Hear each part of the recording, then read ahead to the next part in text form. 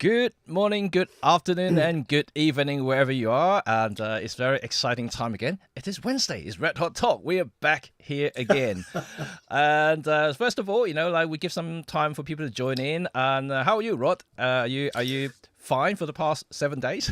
I've been alright. I've been very busy. I've had to update a lot of reviews on software reviews on Digital Camera World, so I'm up to my eyes in software reviews. Yeah. I've nearly finished. So I've done Okay. Lightroom Classic, Capture One, Photoshop, Oh my God. Lumina I'm doing now, and Yeah. DxO Knit Collection, Yeah. and Yeah. I've got to look at Affinity Photo, but of course things are happening. And Wow. we haven't been, something's in the air. We don't know Yeah. what's coming, but that's Yeah. on hold. Oh wow. Okay. Well, we stay tuned for all of those reviews, and for people who saw the title and the thumbnail, would probably guess what we're going to talk about today. Indeed, we're going to focus on Micro Four Third, brand new Micro Four Third cameras to be more specific. But at the same time, I want to utilize this opportunity because of these two new cameras to kind of ask you guys about your experience, about your thoughts about two very distinct approach to photography. Well, first of all, we got one very futuristic camera and one very, I would say, back to basic kind of photography's tool.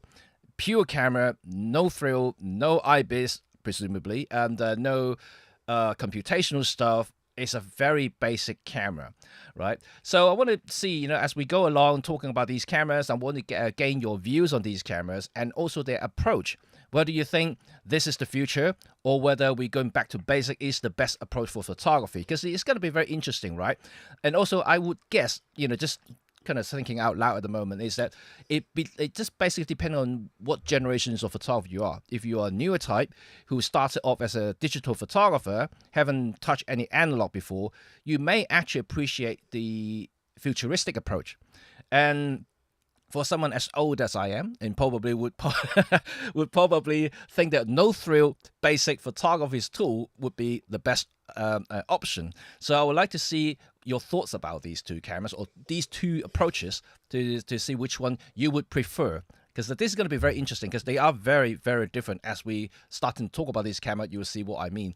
But now let's say hi to some people. So Rob is here in the house. Hello, Rob. Cecilia, Chuck, GWR, and this side to a screen. The regulars are here. That's good to see.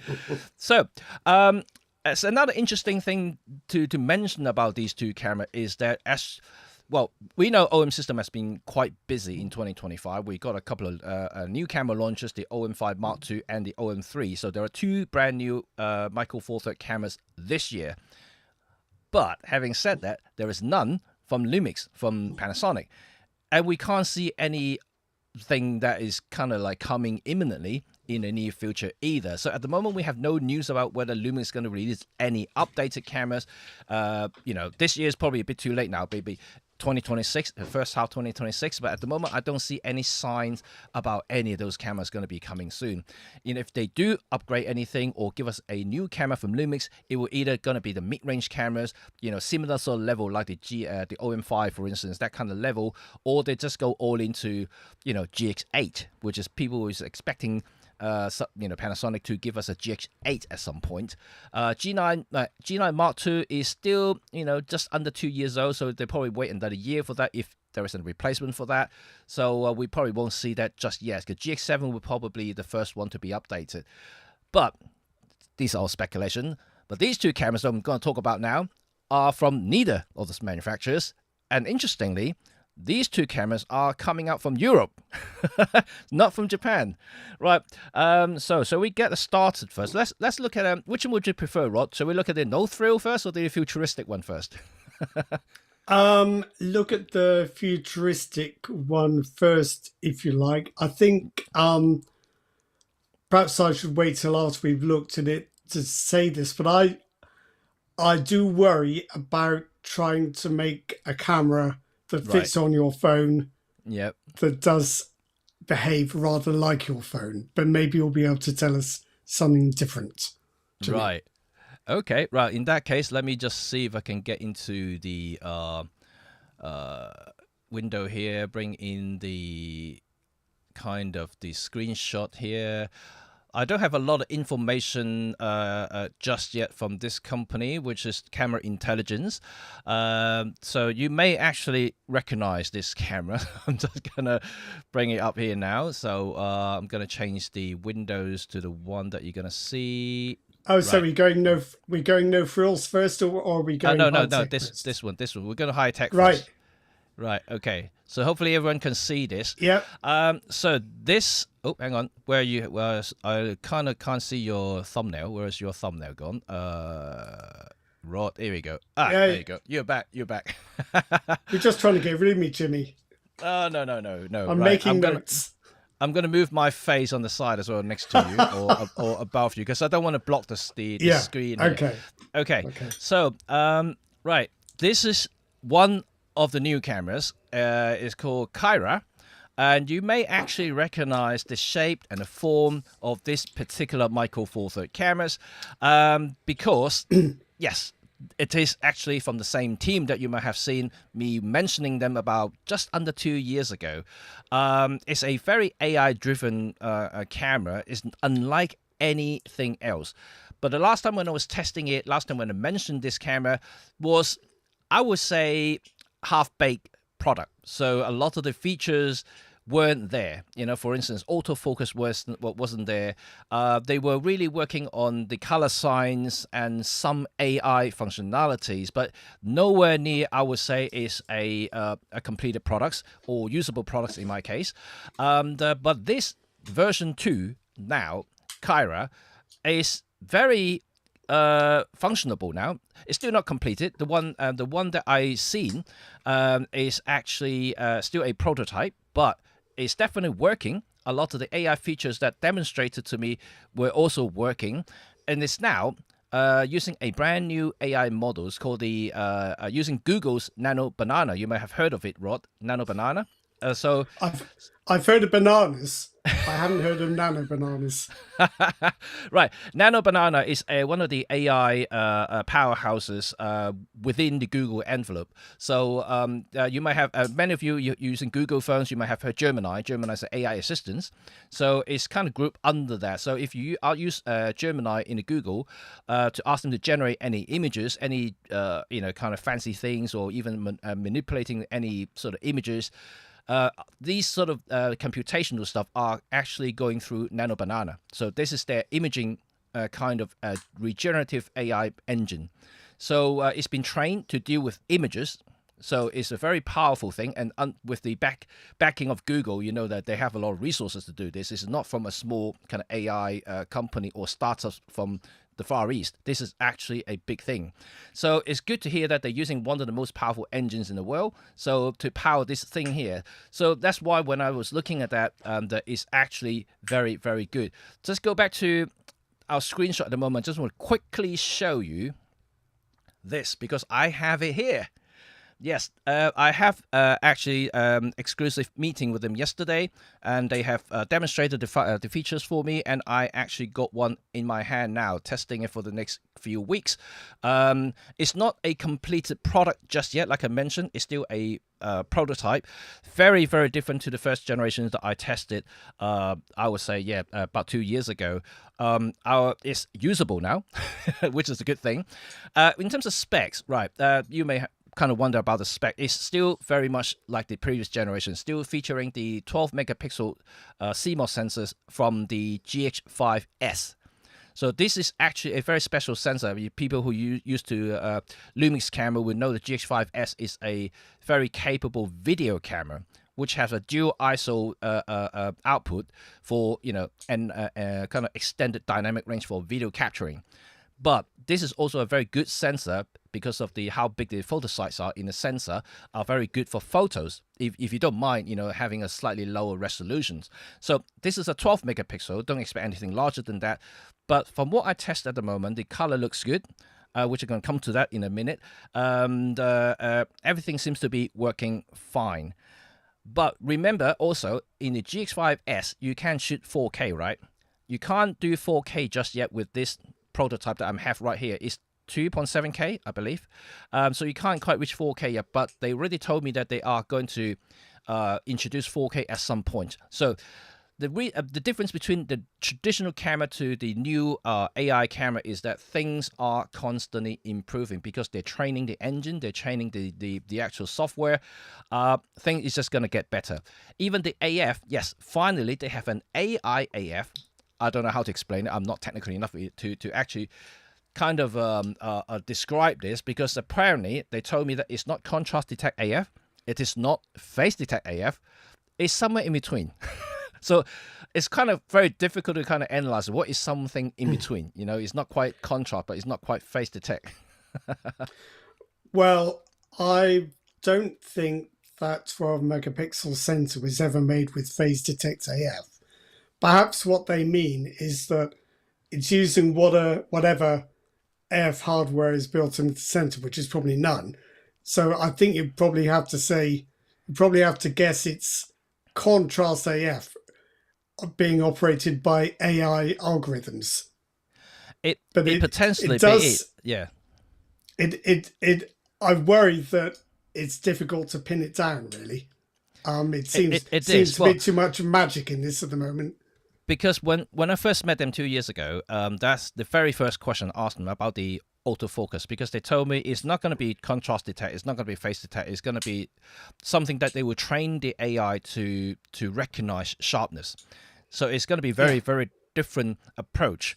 And what it also means that because it doesn't utilize, in theory anyway, from what I understand, is that it doesn't need the actual face detection chips or contrast detect chips or the built-in layers within the sensors to do these calculations or do the focusing. And it is independent, so it can be adapted to any sensors in the future. So that is going to be interesting, because once the AI is sorted, it can basically use any sensor to do the focusing job.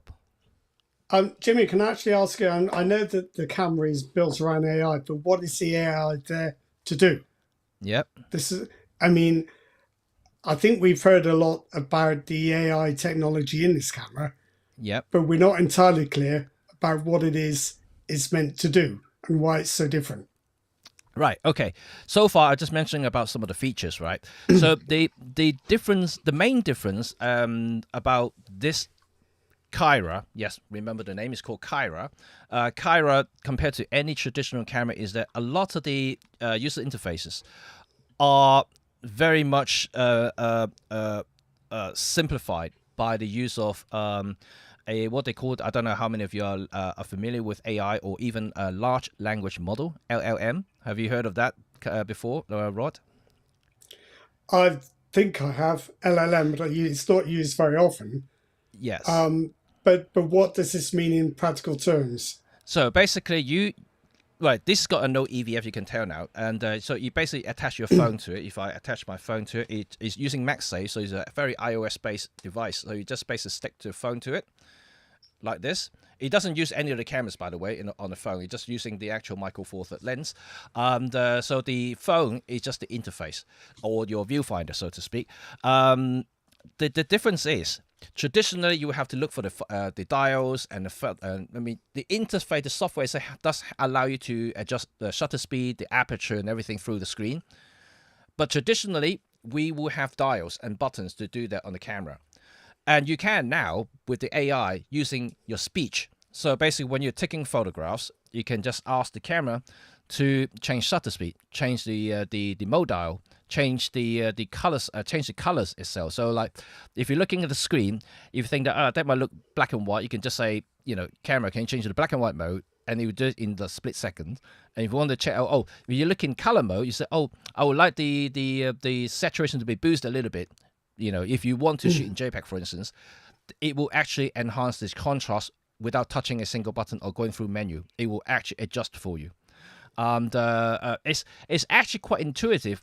I can't quite demonstrate right now, which you will have to see for my dedicated video once I played around with it a little bit more.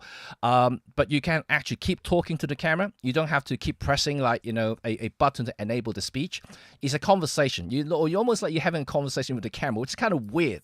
But It's It's bad enough. It's bad enough trying to do a vlog in public space without talking to camera as well. No, it does work quite well in some way because don't forget that this thing is connected via Wi-Fi. So what does it mean that if, for instance, if you're a content creator, if you want to even like not content creator, if let's say if you want to take a family selfie, you've got a group of people, you put this on a tripod, you can walk away from it and use the phone still connecting to the camera. You can look at the screen, checking everything out, and you can just talk to the camera. I just want to take 10 photos consecutively. It will do that for you without having to set timers and things like that. You can set timers to, can do it in 3 seconds, 5 seconds, 10 seconds. It will calculate and it'll just do that under your command.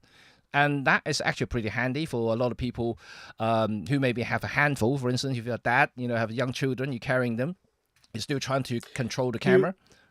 You wouldn't be able to see the phone screen, though, would you, if you're doing a selfie? Because it'd be facing the wrong way. No. You see what the camera sees. Yeah, but if you're doing a selfie, you're the wrong side of the screen, aren't you, on a phone? Yeah. Well, this will be facing me, for instance, like this. Yeah. So the phone screen will be hidden from you. No, you take the phone away. You can detach it. Oh, I see. Right. You take the phone with you. Right, so you use the phone almost like a remote, basically. Yeah, I get it. But you can control literally everything with it because of the large language model. You can speak to the camera, and everything just works that way. Or you can still use the phone interface if you still prefer the more traditional approach. Touching the screen and sliding up and down and things like that. You can still do that too, which I think is an interesting approach. How many of you would find that useful?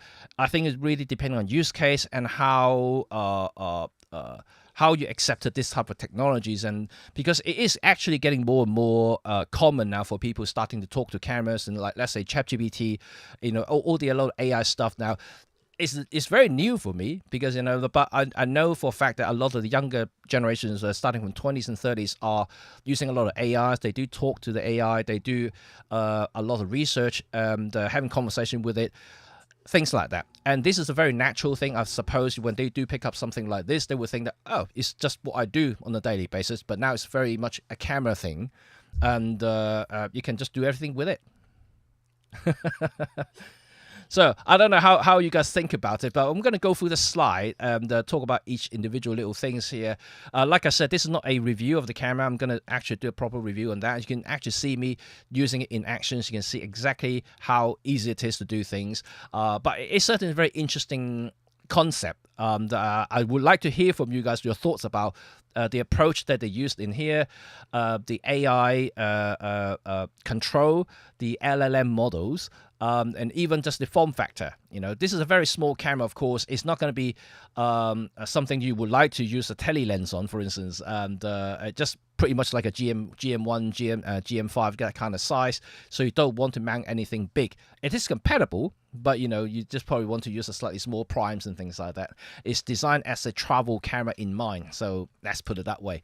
Okay, so let's have a look at this slide here, and you can see a few things here. You got advanced camera on the top left there. Basically, this is exactly what I just said here. The reason they labeled it as advanced camera is not so much about things that we traditionally thinking about advanced cameras, like high ISO capabilities, faster shooting speeds, computational features. None of that. This is another level now. This is the architecture talking about an AI assisted camera, so that allow you to command it to do certain things, right? And but what interests me the most, there are a couple of things right here. So first of all, I just want to see if I can see you can see my cursor highlighting, I think. So the right hand side here, you got generative editing, right? I didn't mention that earlier, but this is something that you can do that after you've taken a shot. So once you snap the photos using Caira, the photo will be transferred to your phone immediately, but it will be stored locally in the app where you can do some additional AI editing. Pretty much like what Gemini does, or pretty much like anything that you've come across so far, is actually you can change things in the photo, like removing background, like changing the color of certain things. And this is a sample here in this screenshot here. You can change the color of the suit in this particular case. And I have tried it yesterday. I changed the color of the pen, changed the color of the background, changed color of the bottles, and everything really does work. But don't forget that this is a generative editing, right? It will look real, but it will not be original. Okay, so it's something that the computer will have to replace with something that looks similar in a different color or different pattern or different things altogether. So this is something that you may or may not find it useful, but certainly very novel. And I'm pretty sure a lot of the young people find it extremely fascinating and also probably very humorous, especially you can put some costume on someone, for instance. I'm just thinking out loud, because if you're very good at text prompting, it actually allows you to do text prompting and also speech prompting, so you can actually do both, and to make it work. So it's very advanced generative editing software, based on the Nano Banana once again. So it's actually a very, very cool thing to see. And voice control on the bottom left here, you can see that this is exactly what I just mentioned already. You can speak to the camera, and so we don't really necessarily need to use our hand anymore. You just hold the camera, basically. You don't have to touch any button, slide any sliders or anything like that. You just speak to the camera, it does it all for you. Increase the ISO to 400, it will does it for you. Increase the shutter speed to 1/5000, it will do it for you. So you don't really have to go through menus, which is another really kind of things that bugs us all along, right? We're always thinking about menus are getting complicated, getting too many pages.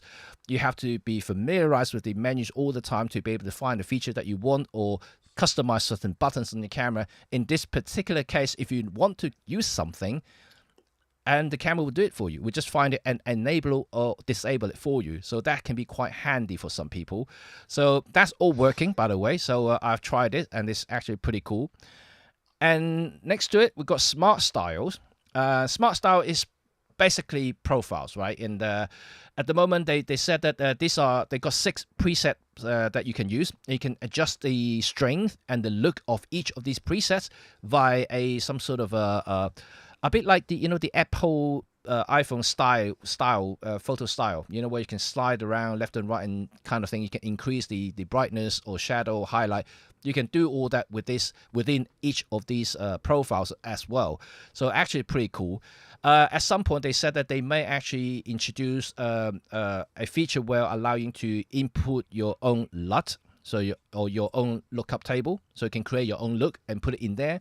That will be pretty cool as well. Lastly, instant access to files. Right, I kind of briefly mentioned that everything you snap, both photos and videos, will be transferred directly to your phone's storage. So you don't necessarily need to have to utilize the internal storage, which it does have internal storage. It's not big. I think it's only quite small memory inside. So it does allow you to have some sort of local storage, but it's not going to be huge. But everything's going to be transferred to the phone storage. So if you've got a big phone, great. If you don't, yeah, it should be all right, because a lot of them will be JPEG. I think the file under a 12 megapixel sensor shouldn't be huge anyway. But if you do want to shoot 4K, just be mindful that the file can be big if you shoot 4K in the future, for instance. At the moment, like I said, they only enable up 2K, so 2.7K. So it's not going to be huge. So you're going to be fine and safe for now, but just bear that in mind.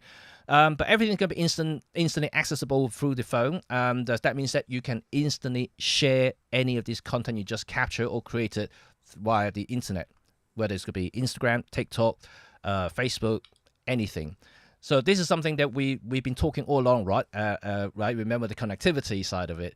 I know you probably think about the phone thing, this attaching the phone to the camera, but it does allow us to exploit all the smart features in the phone and also utilize the connectivities at the same time and also instantly as well. How is this Wi-Fi better than typical camera Wi-Fi and apps? Right. Obviously, I'm not an engineer to answer a lot of this question, but my testing is that it's pretty instant. The lag, there is some lag there. The initial connection, because the connection only takes seconds. Does it not? Do you not have to approve the Wi-Fi connection on your phone? No. Well, at the moment, obviously, I'm running a beta app. So you still have to download the app in the phone first, and the app will connect to the Wi-Fi. So you don't have to go through the Wi-Fi setting in the phone. The app would But within the app would does it for you. So once it launched the app, it will look for the signal from the camera, and once it sees it, it will ask you whether you want to join the right, network. yeah. So Once you yeah. click join, it literally takes 3-4 seconds, and you'll be connected. And after Sure. that, So it's seamless. so it is the same basic principle as any Yeah. camera with Wi-Fi. It's just that it's got a MagSafe attachment to your phone should you Yep. decide to use it. Right. The other question I Absolutely. had was the generative AI, Yep. is it free? Or Good will it at question. some point involve paying for credits like Adobe's model? Like Adobe. Well, Yeah. I also asked this question yesterday. They said that I think right at the beginning probably will be free, but at some point they will have to charge because it will cost the company in long term. Because I think initially they will probably want to gather some more data. How many people are going to use that features, and it's no point charging people if not many people use the feature, right? Because otherwise it's going to be an excess. But at the same time, if there are a lot of power users starting to use a lot of this AI stuff, it will cost them to do things. So, having a one-off payment just to buy the camera may not cover, the future costs. So there will be some elements there. I don't think we can get away with that because of the, continuous costs to companies, not only just camera intelligence, but the likes of Topaz, Adobe, and they're all doing the same thing now. But how much it is, I'm not entirely sure. But they said they're trying to keep it as affordable as possible. So I don't think it's going to be like as extortion as Topaz, for instance. Topaz is very expensive, and then and so is some of the AI companies now. It's I have to be honest, Jimmy, it's not for me. Sorry. Okay, that's fine. That's fine. I would like to hear from from everybody listening right now. So, what do you think about the whole kind of ideas on the AI kind of user interface, and also the overall concept of this new camera? I would say new type of cameras because it's quite different. I have to say, it still take photos. That's like what we do on a daily basis. Considering as like a more advanced smartphone. It can allow you to do more than just snapping through your phone, because you now have access to different lenses, so you can actually create proper bokeh, not fake bokeh, and then you can actually access to sharper images, proper tele lenses that you can use if you want to really shoot something from afar. So you have a lot more to play with. So it's definitely another level up from a traditional smartphone usage. It's very different. The generative AI, I know that a lot of smartphones like Samsung, Apple are doing some sort of AI features now. You can erase people, erase this and that, but it doesn't allow you to generate a lot of stuff yet. But this Caira does allow you to do that. If you do utilize those features, I would like to hear from you what your use case is, and then how useful this particular generative AI would be useful for you in your photography. So just like to hear from you from that as well. Does it require an internet connection to do the generative AI? Yes, it does. It's not 100% that I understand at the moment, because you do need the internet connection to connect to Nano Banana. You do need that because especially with generative AI, and you will need the file to be transferred or upload to the cloud to Google, and then come back to the phone. So you actually got two images. So you got the original and you got the enhanced or altered image after that, after being processed. So you do need internet connection for that.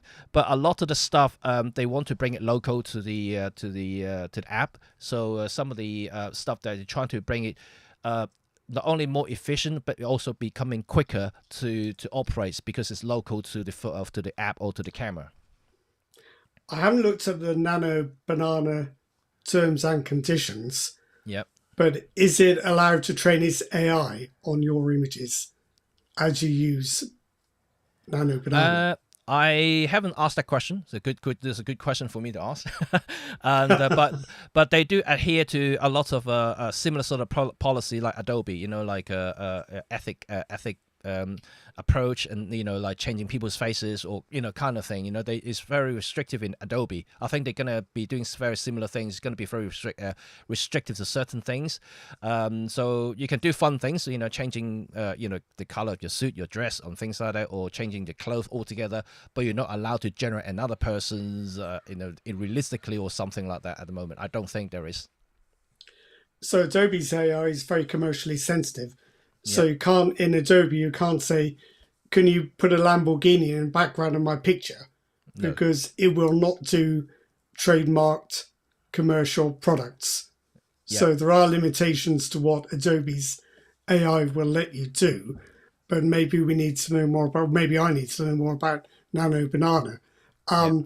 But it is a bit bothersome to me that you have a camera that needs an internet connection, and with the potential in future of having to have and use AI credits, which, cheap or not, it's a shift in photography from photography being essentially free and local Yep. to being paid for and Yep. taken away from you and then brought back to you Yeah. when it's been edited. Yeah. Well, I guess we can look at it two ways. I'm not trying to defend or agree to anything. But my thinking is it's almost like you're buying consumable back in the film era. You're buying films to take photographs. If you don't use it, you don't pay, right? And let's say it becomes a subscription model. I'm not saying it will, but I'm just guessing. If there's a subscription model, let's say you pay $5 a month, you get a certain amount of credits. A bit like Adobe, if you subscribe to the photography package, you got a standard credit every month, for instance. If you So don't you get use it, 200. yeah, your credit is always going to be there. It's not going to be, and you're paying the subscription for the services anyway, for all the updates and things like that. So, I think it's not bad, but it just really depends. You don't have to subscribe to it if you don't use. Let's say if you don't use generative AI, they may just simply disable it, saying that you don't have any credit for generative AI. But all the other features, like talking to the camera, changing color, all these are actually part of the user interface, and I don't think you need that. So it's not going to be charging for that. So you buy the camera, it's still going to work as a camera, if you know what I mean. Yeah. Yeah. It's just I think possibly myself and others using Adobe as an example. Yeah. All the latest advances in Lightroom and Photoshop have been towards AI, and particularly generative AI. Yep. And it's not hard to think, well, I don't need that, but no harm done, until you realize that actually this is a route into another cost Yes. that has kind of snuck up on us. Funny enough, there aren't many people actually aware of the Adobe I know. credits, and it surprises me. Quite about that, aren't they? Yeah. Very quiet about that. And Emily Lowry, from Michael Four Nerds, actually posted on her thread yesterday, and apparently she ran out of credit, and she didn't know about the credit. Yeah. And she just suddenly got a message saying you ran out of credit. And so and because I knew all, you and I talked about it, we knew about for a few months now. So I told her, yes, there is a credit to limit to the credits. You can buy more, but there's a limit to it if you got a photography package. And then it's very quiet. I'm trying to think what is off the top of my head. I think for a photography plan, it's only about 200. Every generative fill, I think generative remove and expand, and image generation of a regular sort of still image is 1 credit. I think with a regular photography plan, you get about 200. I'm fortunate enough to have an all apps plan from Adobe because I write about it. So I've got about 10 million. So it doesn't affect me. But I still think I'm speaking to an Adobe rep in the States tomorrow. So I'm certainly going to have a few questions about that. So if anyone else has other questions they want to ask, I can put them forward. But basically, I think my feeling is that you've already bought the product. And now you want to buy something else? Really? Yeah. Well, I mean, I think one of the things that Adobe didn't do is to properly announce it, and also they didn't make the Would you? they didn't make the credit thing visible on the app, or very clear on the app. You can't see how much credit you got left on the app. You really can't. And then you click onto the account, go to your account, and you can see them. You have to go in your web browser and check your account to know where to look. Yeah. which is a very, in some way, bad practice. Like, you don't tell people It how is, much yeah. credit you got, and you don't know how much you used, and it's hard to budget or to know what you've got. And this is what worries me broadly about generative AI, and the fact that a cost per use model is now becoming the norm. Yeah. So it's I don't think Adobe's charge of 1 credit per generation is too bad, except if you start doing with video and you try to do generative video, Yeah. you have to buy a new Yes. plan Yes. specifically for that, and that's quite Yes. expensive. Yes. So it's Well, that. it's like the charges can be Yes. changed, it Yes. seems, at will and outside of our control. Well, this is the thing at the moment. I saw someone actually using this analogies, is that it's almost like drug dealers. They give you first they give you the first few doses for free, hook you in. Once you get used to it, you can't live without it, and they start charging Yeah. you. It's almost like that, right? I suppose if cynical like me, what it seems like is all this time we've been saying all this AI stuff, that's amazing. Why are they doing this for free? It's amazing. Then you find out, oh, wait a minute, now I see what's happening. Now I Yes. see where they're going, and it becomes clear. This is actually what's happening in all companies or softwares that with AI Yeah. features.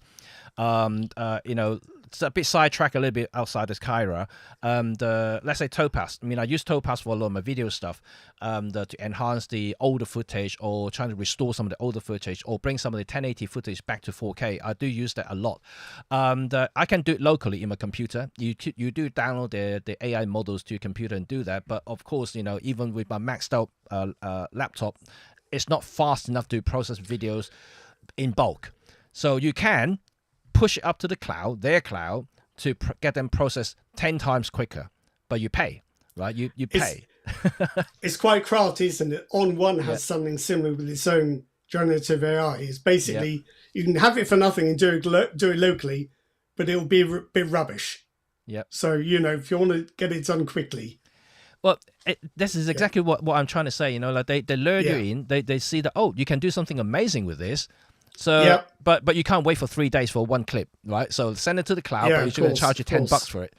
And then Yeah. so is Adobe now. They do it for free. Let's play around with it. Oh, do you find it useful? Yeah. Right. Remove Yeah. all the background. We remove all these nuance at the back. All these Yeah. people walking around. You remove them. It's all for free. But now, you get used to it. Oh, you're so cool, right? It's starting to charge you. And this is what's happening now. And then I'm telling all of you now, this is not going to end. This is happening everywhere now. All these AI thing that you're getting used to now, all the generative AI, eventually you might see smartphone people might charge you too. I'm not like, don't quote me, but then obviously at some point, Apple's already charging for Apple plans and things like that. They might build it into that because they're doing something very local, very small things at the moment. But you never know, right? At some point, if things getting a bit more complicated, they might start charging you for that, because ultimately any sort of generative AI use a lot of computational powers, and all of these power does eat up the energies and all the other things you're associating with it in the data centers and all the stuff. They cost you. They cost the company, and eventually they won't absorb the cost. They will pass the cost to you, so you will have to start of course, paying for it. naturally, yeah. Yes. Yeah. Just on, I see Sparks has mentioned Adobe Firefly. Yep. I don't know if anyone's aware, but Firefly 3 can now use multiple third-party models, not Yep. just Adobe's. So Adobe is now putting it forward as a kind of front end for Yep. all sorts of different third-party AI models. So everything's getting quite tangled and confusing at the Yes. moment. But this is what bothers me. We were all so easily convinced at the start that AI was about freedom and imagination. Yep. It's about money. What else was it going to be about but money? Well, it is. I mean, okay, I have another look at that. Like I wouldn't totally disagree with you. I mean, it is about money, of course, but at the same time, it is about freedom too, because what AI can do now, it would not be possible for anyone unless you got a very skillful mind, and also skillful skill sets to operate Photoshop, for instance, to make something quite cool. But now, if you feel text prompt, even the normal people with no experience in Photoshop can do something amazing. If you know what I mean, it does allow a lot of people who would like to do something amazing that they can't because they just don't have the same skill set as some people who've been operating Photoshop for 10, 15 years. Have that skill sets, and now normal people can do something similar to that level with AI. But yes, of course, this is gonna cost, and I don't think we're gonna get away with that. This is a new business model now. This business model is also being matured as we speak. Things are going to be changing over time, and we're going to see more and more subscription, more and more credits, more and more this kind of things happening all around us. Subscriptions is the thing now, right? It's quite hard for a company to do a one-off license now while continue to develop the software and enable the team to continue. So it's you can look at it that way. I miss the old days when we're just buying we pay one fee, you own the software, and that's it. You get update for lives.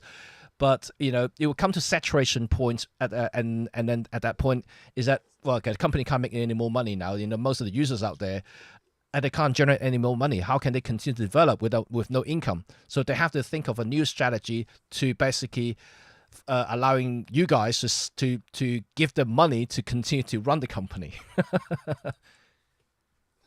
Yeah, sad but true. Can I mention DaVinci Resolve? Yep. Does anyone know DaVinci Resolve? I'm sure a lot of you do. One of the 3 most powerful professional video editors on the market. Yep. It's the studio version is a pro version. It costs around $300. Yeah. But Blackmagic has never charged for an update in the history of the software, as far as I'm aware. Certainly going back many years. Yeah. And if you buy certain of the cameras, you get it for nothing anyway. Yep. So it's not impossible to provide software indefinitely with updates. But I guess with Blackmagic, it's funded by camera sales. That's right. Yes. That's the point. But I think software is getting rather more expensive, and I think there's always a danger that we sold a dream, and then we have to pay for it. The essence of marketing is convincing people they must have something, and then making sure they pay for it. So, you have to decide what you really want. Yeah, it is true.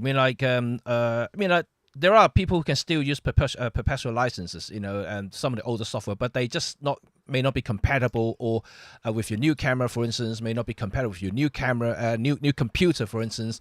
So you just have to be mindful about that. There are still options out there allowing you to do that, but you will find them less and less now because they simply can't survive. A lot of these software companies, if they only have a team of 10 or 12 people, writing the codes, they all need to afford, a place to live, to eat, things like that. So it's not free. So if you just, basically give them, like, even though you've paid them $500 or £500 for a license, how many licenses can they afford? Be able to afford for long term.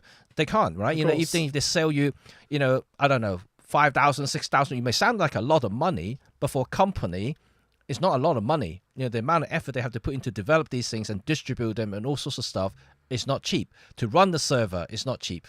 It's a give or take. We have to understand, I think, both sides as well, and to appreciate it. As long as they're not extortionate, I can accept that. If it's being reasonable, I could accept that. For instance, if something like Caira, for instance, I know we talked about generative AI, but if you don't use it, I don't think it's going to be any charge for it. If you want credits, and you can simply buy credits, as simple as that. And as long as it's reasonable, I may buy a few just to trial and have some fun with it. But if I don't really use it, I don't think I'm going to be the guy who use a lot of generative AI in any way to have fun. But I know a lot of young generations like to do that sort of things. That might be something that they would find it quite novel and maybe useful for that type of content or things that they want to generate. That might be useful for them. And so instead of paying for other companies, you got basically an in-house solution through them. So I don't know. Anyone have any ideas or any thoughts about the new Micro Four Thirds camera and AI Michael, for the cameras. I would like to hear from you, your thoughts about that. I know you can leave anything in the chat room right here, but I would like to hear from you guys in slightly more permanent way. Leave it in the comment section below so I can read up about it, and I can basically either ask questions about this camera to camera intelligence, and also reflect that in my dedicated review video on this camera in the future. So that would be very useful for everybody. Any other question from you guys, or even from Rod, about Caira? Anything else you think? Oh, by the way, the AF now works. Like I said. I've got a feeling it ought to be, should it be pronounced Caira, as in AI, Caira? Or have I just made that up in my own head? It's called Caira. Let me just go back to that. So yes, it's called Caira. It's got AI in it. That's all. That's what it's got AI in it. So it's very interesting. The actual name of it. So by the way, all of this is going to leave links in the description. You can click on it to go to the website and get early access to the informations and everything like that, because they will launch this camera via Kickstarter towards the end of the month. It's going to be very interesting. You can welcome to check out all the technical specs and things like once they have all the information there, because at the moment I got limited info myself, so I don't know the full extent of it. I'll just be given the camera to play around with it and see what I think about it. I just basically trying to explore this camera as we speak, and so I know as much as you at the moment. I just got a camera to play with, and but in terms of what you can do or what you cannot do, it's down to me to figure it out later on. Okay. Oh, I see a couple of comment here. Right. Is this camera weatherproof? Right. No, it is not officially being rated waterproof, but I did ask this question because it looks like a relatively simple camera. You can see that it just basically got it's two sheets slapped together. So it's very simple to do weather sealing just around it. But the quick answer is no, it's not weatherproof. But however, they did tell me that the 3.5mm jack and the USB-C ports are actually rated for weather seal. So some sort of waterproofness for the ports. But the actual shutter button at the top here and the on-off button on the side are not. But they did say that in light drizzles, light rain situation, it should be totally fine, but just not heavy downpour. But it's not officially being rated as weather seal, so it will be basically under your own risks for that. And also you mentioned was that camera, right? It's by the same team, and like I mentioned, that I had the version 1 just about under 2 years ago. I was testing it. That was the prototype. That was very early days, and a lot of things weren't working at the time. And this is definitely a more completed version, more usable version. And they have changed the name for this. It's called Caira. But I will show you in my dedicated videos how it all works, and I can even show you the performance of it. It's not bad. And auto's AF speed is, I wouldn't say very, very fast compared to modern digital camera at the moment, but they already said that because this is actually AI AF, so it's not like a traditional contrast detect or face detect. It's basically written in a very fixed algorithm, very fixed, so basic fixed coding. Things can be improved. So once the AI is improved, and so does the speed of the focusing. So this going to be interesting to see whether it will happen or not, or how fast it can be once it's matured. At the moment, it works pretty well from what I can see. I would just have to wait to see the future, maybe in 5 months time, and how fast it can be. But at the moment, all I want to know is whether it works or not, and I can tell you right now it does work. So that's the main thing. So that is really cool. And Sparksy, there's an AI bubble. A lot of companies have started up and invested huge sums of money to run AI. Rod, what's your take on that? I did have some numbers. I wrote an article about this a few weeks ago for Digital Camera World. We're all talking billions of dollars spent on data centers or data farms, and a huge diversion of water resources and electricity supply for these centers. Yeah. the amount of money being invested is enormous, Yeah. and Yeah. sooner or later we're going to pay for it. Yeah. There you go. There you go. Let's Not go back to the maybe whole not thing. maybe not directly, Yeah. but Yeah. through Yeah. companies that use it to sell their Yeah. products to us. Yes. No, it's not free. It's not free. I mean, as soon as you start using energies, it's not free, right? And then, I think I read one. There's a guy running data centers in Scotland saying that I think he said an AI query uses 10 times the energy of regular query. yeah, Is 10 times or 20 times. Do you know what? I better find my article, hadn't I? Because otherwise I'm guessing. right. While you're waiting for it, let me answer a couple of more questions right here. Sparks also asked another question that as Caira camera seems to be limited to iOS, would it ever expand to Android? Right, good question, because I also asked that. The original version that I tested 2 years ago, that was available in both Android and iOS. But as most developers would probably appreciate and understand that developing softwares or apps on Androids can be a nightmare because of the various different specs, various different screen resolutions, various different layers of UIs being applied on top of the Google Android. It's a lot of pain, a lot of things to adjust, a lot of things. So it can be ended up with like 20, 30 different versions for different Android phones out there. While iOS is a very standard specs, they got the things are pretty much standardized, so it's a lot more easy. So I would say probably never say never, but at the moment it is pretty much limited to iOS. You can see that the MagSafe is being employed in the camera at the moment. It's a very strong MagSafe, by the way, so the phone doesn't really Rob just gone off. So the MagSafe is very strong, so it's actually pretty good to use. Yeah, maybe in the future version they will go back to Android. At the moment, don't forget that they're a very small company. I think because of the limited resources, they want to concentrate on making sure the phone or the actual camera works first. Once the camera is working properly and functioning properly, then they could probably thinking about expanding and do other formats or other system as well. And also, John, how about camera will go out and shoot macro insect shots while I sleep in? You know what?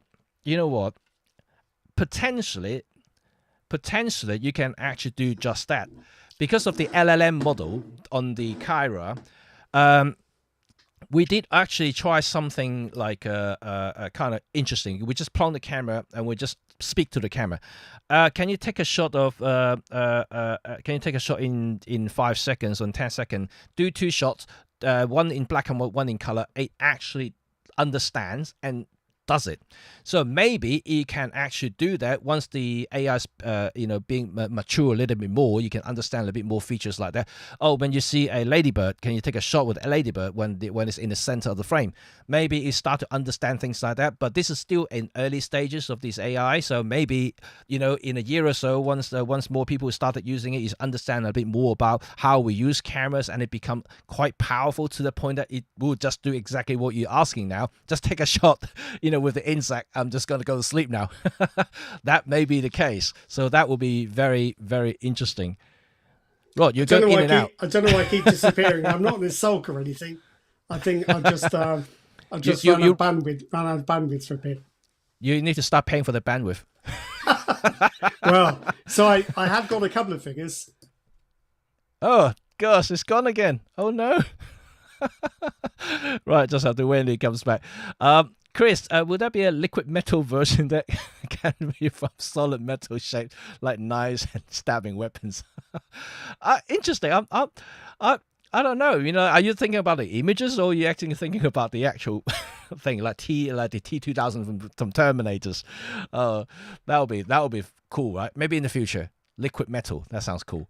Okay, let's see what the other comments I haven't replied yet. I know you guys are quite enthusiastic at the moment. I see a lot of comments here, so I would have to go back up a little bit later to go back to it.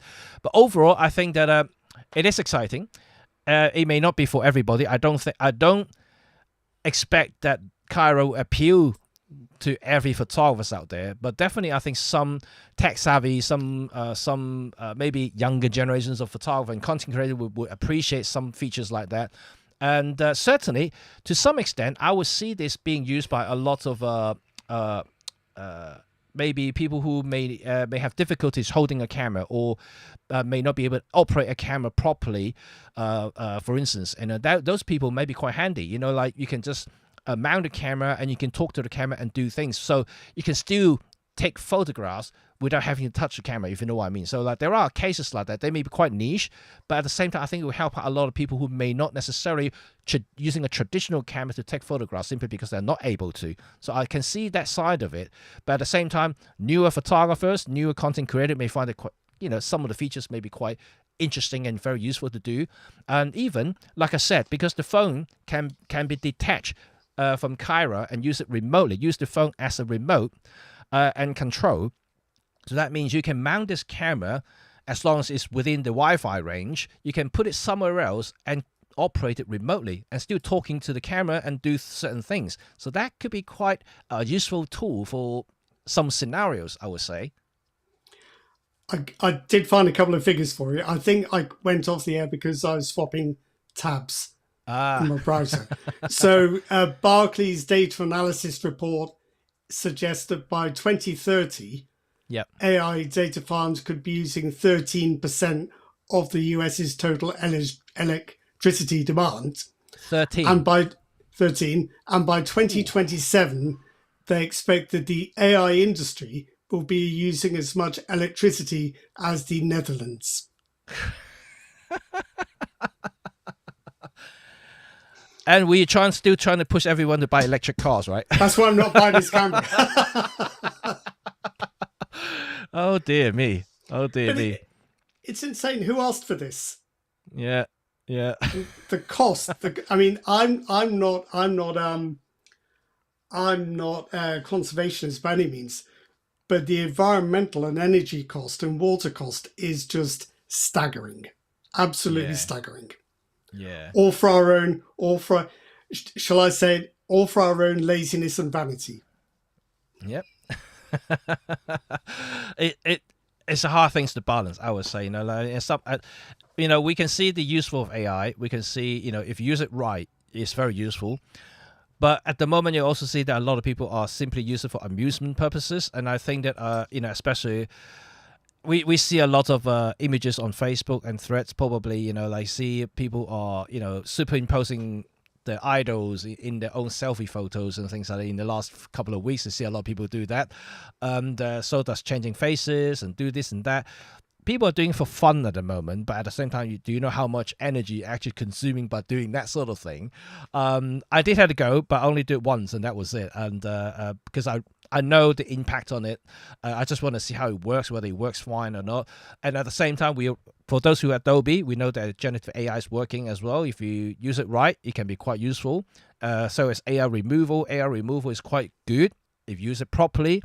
And but like I also mentioned to so many people out there now, generative AI does not replace photography, right? Does not replace you know, taking the time and effort photographing at the right light at the right time. It does not replace that. And because, you know, no matter how good the AI is, it simply cannot do a perfect job for everything. For instance, you know, like I was photographing my clients in a very crowded Big Ben area. So I was trying to get a Big Ben shot. And my client actually asked me, can you remove everybody behind me? I said, no, I cannot. Can you just use AI? I mean, I see this advert on Google and Apple. You can just simply drag your fingers along these people and they just disappear magically. So, well, I can do that for you, but it won't look real, because how AI works is, you know, it's regenerative. It will try to guesstimate what's behind these people and replace them with something, right? It's completely imaginative from an AI's point of view. So if you don't know what's behind it, it simply can't regenerate it. So it will just make up something. Sometimes it can be realistic, sometimes it can be total chaos. It's just something just doesn't look real at all. So I just told them that no chance I can do that. It's too many people. If you're trying to click remove, it will give you a completely different photograph. I can guarantee that. So taking the photo at the right time is still very important. It's I don't think it's entirely a question of whether the AI is good enough for that, because one day it will be. Yeah. I think the real question is your intention. Yes. Do you want to live in a world of reality or fantasy? Yeah. And the fact is, a lot of people would rather live in a fantasy world of their Yeah. own design Yeah. than they would in the real world, which is worrying in itself. Yeah. It certainly is. It certainly is. And right, before we move on to our next camera, just maybe just pick a couple of more comments to reply, and then we can go into that. So, Chris, as long as you plant a tree every time you do background replacement.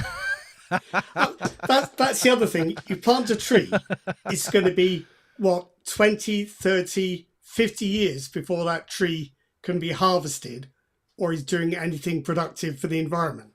Planting a tree does not immediately offset the thing you did. Yeah. Yeah. Well, maybe AI can help that, right? To answer this side towards the screen, I'm AI. I don't have all these ideas myself. I'm using AI to think of them. Yeah, it's all fake at the moment. This Oh side yeah, to the it's all screen. fake. Yeah, It's all I've fake. got an It's all AI. fake. I've got an AI dog. Yep. This is not real. This is not real. Okay, before we move on, just want to quickly show you guys the sensor, because it's actually very interesting. I just want to show you guys. So, of course, this is the Micro Four Thirds mount. Inside, like I said, it's the GX5S sensor, 12 megapixels. It's very cool. But what I was fascinated about this particular camera this time round is that they have installed something. I don't know if you can see that a layer of glass in front of the sensor. What a genius idea. Why no one else does this? Put a glass in front of you, you can clean it properly without having to worry about scratching it. Even if you do scratch it, you just have to replace the bloody glass, not the sensor, right? It's a simple idea. Why can't people think about that? And, this is just genius idea. You don't have to worry about dust or moisture or anything. You just simply wipe it. It's a really cool idea. And I think, this is one good thing about mechanically good about this camera, that you got a physical filter in front of the sensor to protect it from elements, and I think that is pretty cool. Right. Okay. Enough of Caira, and stay tuned for my review on this camera, because it's going to be very interesting, and I'm going to put it through its paces and trying to work out exactly what it can or cannot do. But by the way, just making sure that you understand that the one that I'm testing right now, this particular camera in front of me, is a prototype. It's not a final production model, so it's still a little bit not complete, I would say. I wouldn't say glitchy, but because things is not quite completed yet. The app is still in beta, so not everything is functional to its 100% yet. So I'll just do what I can with this particular review, but do stay tuned for it, because I think that it will be quite interesting for you guys to see that, whether you're interested or not. But it'll be good to see what the future holds. Let's put it that way, because what we have to emphasize is that we are not going to get away from AI, and that's for sure. This is going to stay, and it's only going to improve and continue to be integrated into our digital life every day. Right, your phone has got more AI, your computer's got more AI. Things are happening right now, whether you like it or not. We even use AI in certain subject recognitions in modern digital cameras now, so it is coming, but this is kind of like the next level thing. So it's basically more AI than anything you have come across before, and certainly an interesting direction, I would say. Okay. There's not just one AI, if I may say so. There's AI that replaces things you would have done manually, but there's AI that creates things that weren't there. Yeah. They're not the same AI. No, they're not the same. They're not the same intention either. No. So it's going to be interesting future. So, speaking of future, now maybe it's time to step back a little bit to go to look at another camera that I want to talk about today. Not only is interesting in terms of the origin, because like the Caira is developed in the UK. So it's a UK branded UK camera, right? Unlike Lumix and Gnome System, which are Japanese brand. For once, we have a UK camera. We haven't seen a UK camera possibly for, 50, 60, 70 years now, right? So it's good to see some, a UK camera. That's for sure. But the next camera that I'm going to talk about is a French camera. It's from Paris, and it's an interesting camera. But instead of going the futuristic side of it, using AI, using all sorts of computational stuff, now we're back down to basic, right? No computation, nothing, very basic. It only has a digital sensor and an EVF. Everything else is what you would expect from a traditional camera, right? And let me just get up the screen, and I will change it to the screenshot. There we go. It's called the Esquisse. So I'm gonna Esquisse. Oh, hang on. Let me just change the Windows screenshot. There we go. Right. Okay, here we go. Esquisse. Yeah. So a brand new, again, Micro Four Third camera is going to be introducing or launching, hopefully, in 2026. So at this moment in time, they are doing some testing, prototyping, and also gaining potential users, ideas about what the camera should be doing, things like that. But from what I can understand is that this camera is going to be very much a photographer's focused camera. There'll be absolute zero video capabilities, just photography, nothing else. It's interesting because we got two cameras that I'm talking today. One is basically future. This one is kind of back to basic, almost back to the 50s, right? 60s, 70s. No video features, nothing. It's pure photography. The only thing that is digital is basically digital sensors and the processor behind it. And it's to me, I think this may appeal to possibly a lot of you, because I know many of you are photographers, so you may be quite keen to have a look at this.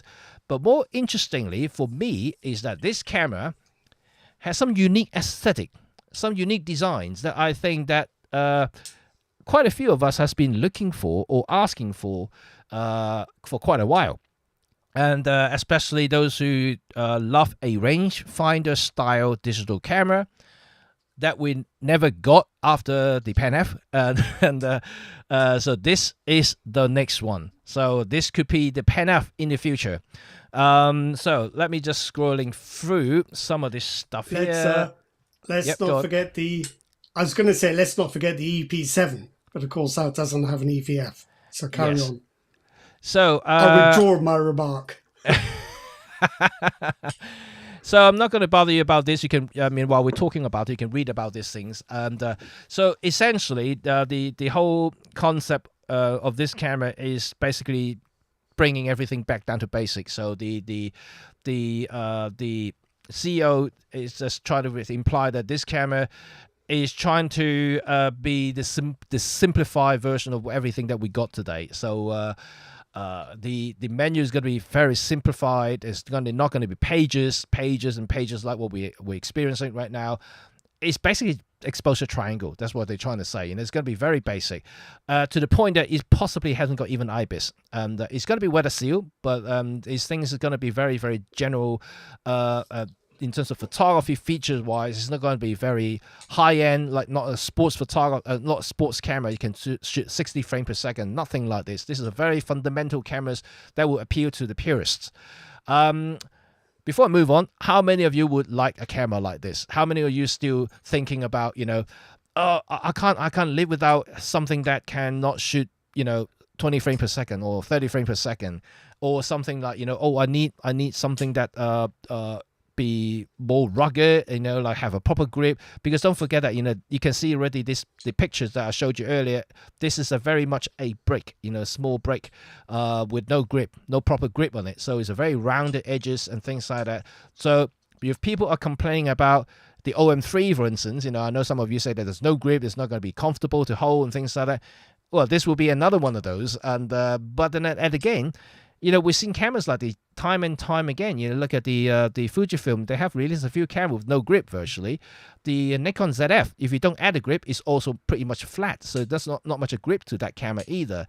In this, old days, all the 70s SLRs, they're always shaped that way. Leica cameras has always been shaped that way.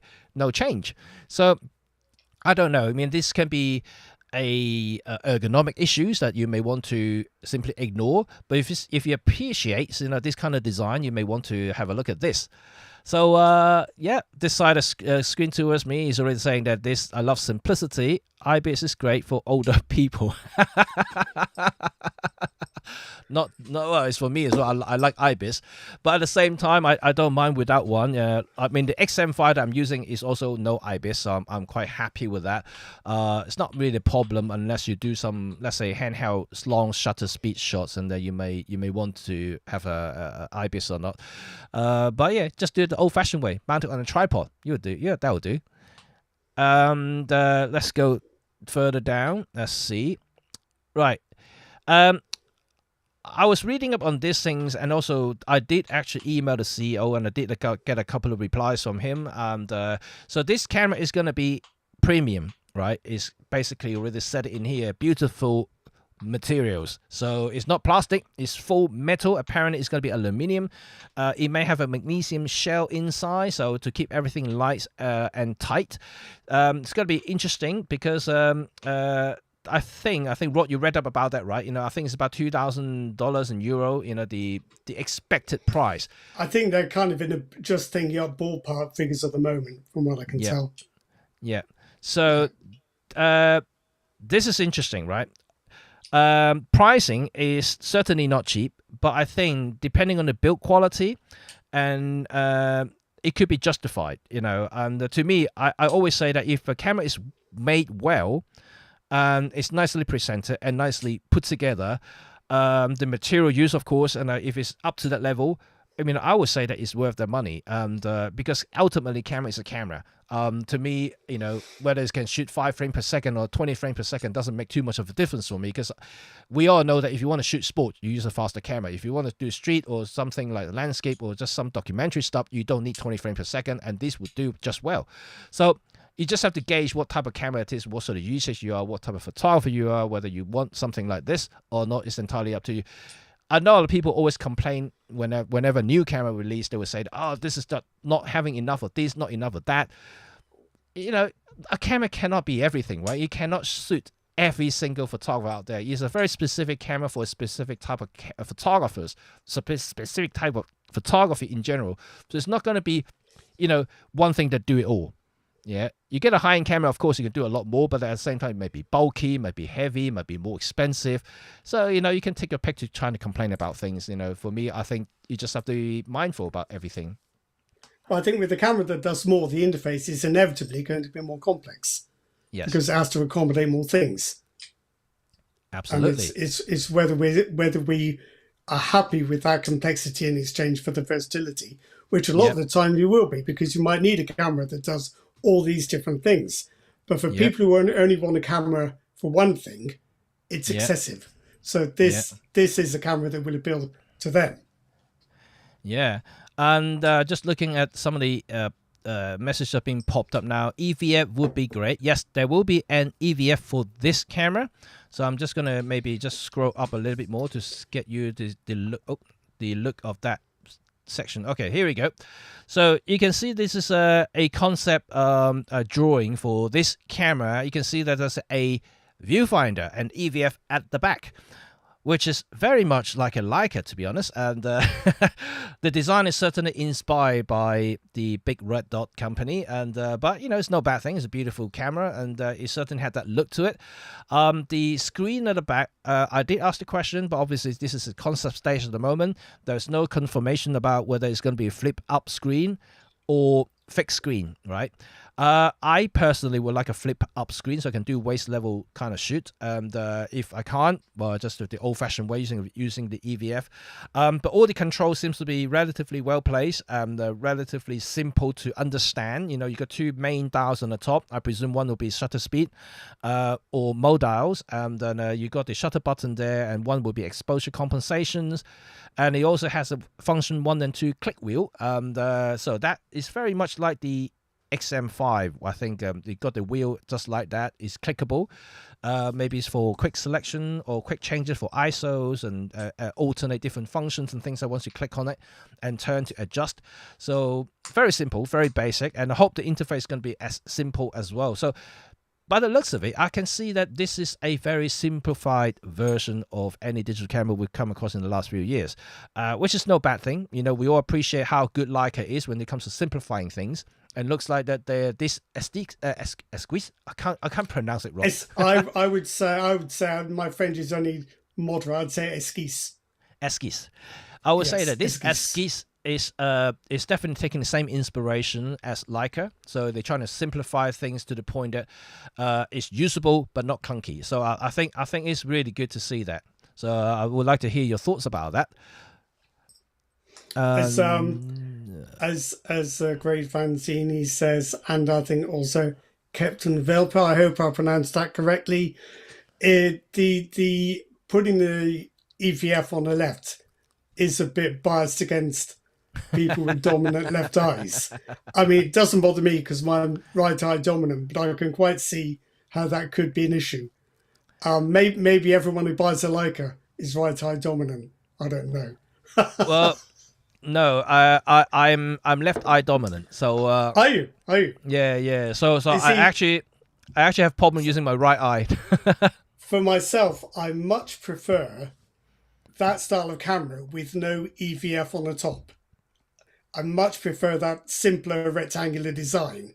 I would rather have the viewfinder stuck in a corner like that than I would having it on the top.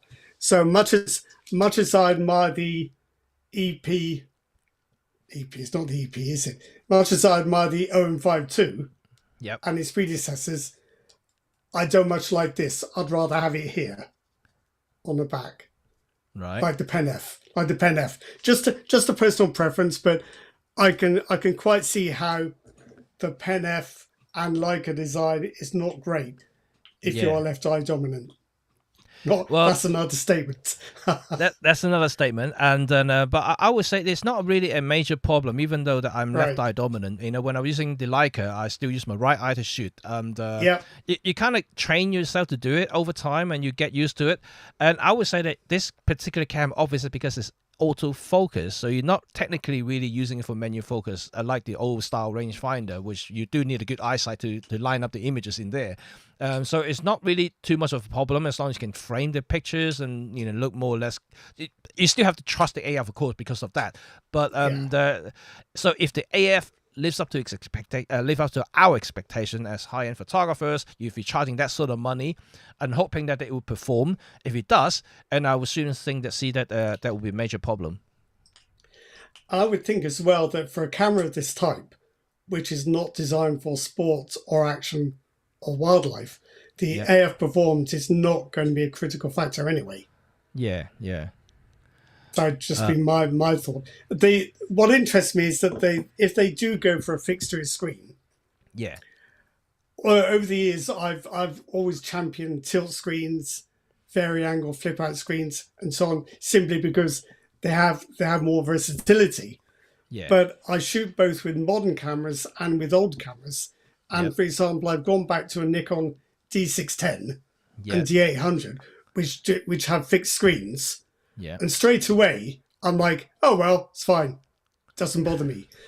But I think but then there are circumstances where it will, because I seem to remember most of my career on End Photo magazine doing tutorials and articles was spent on my face in the mud, doing low angles, because I didn't have a tilt screen.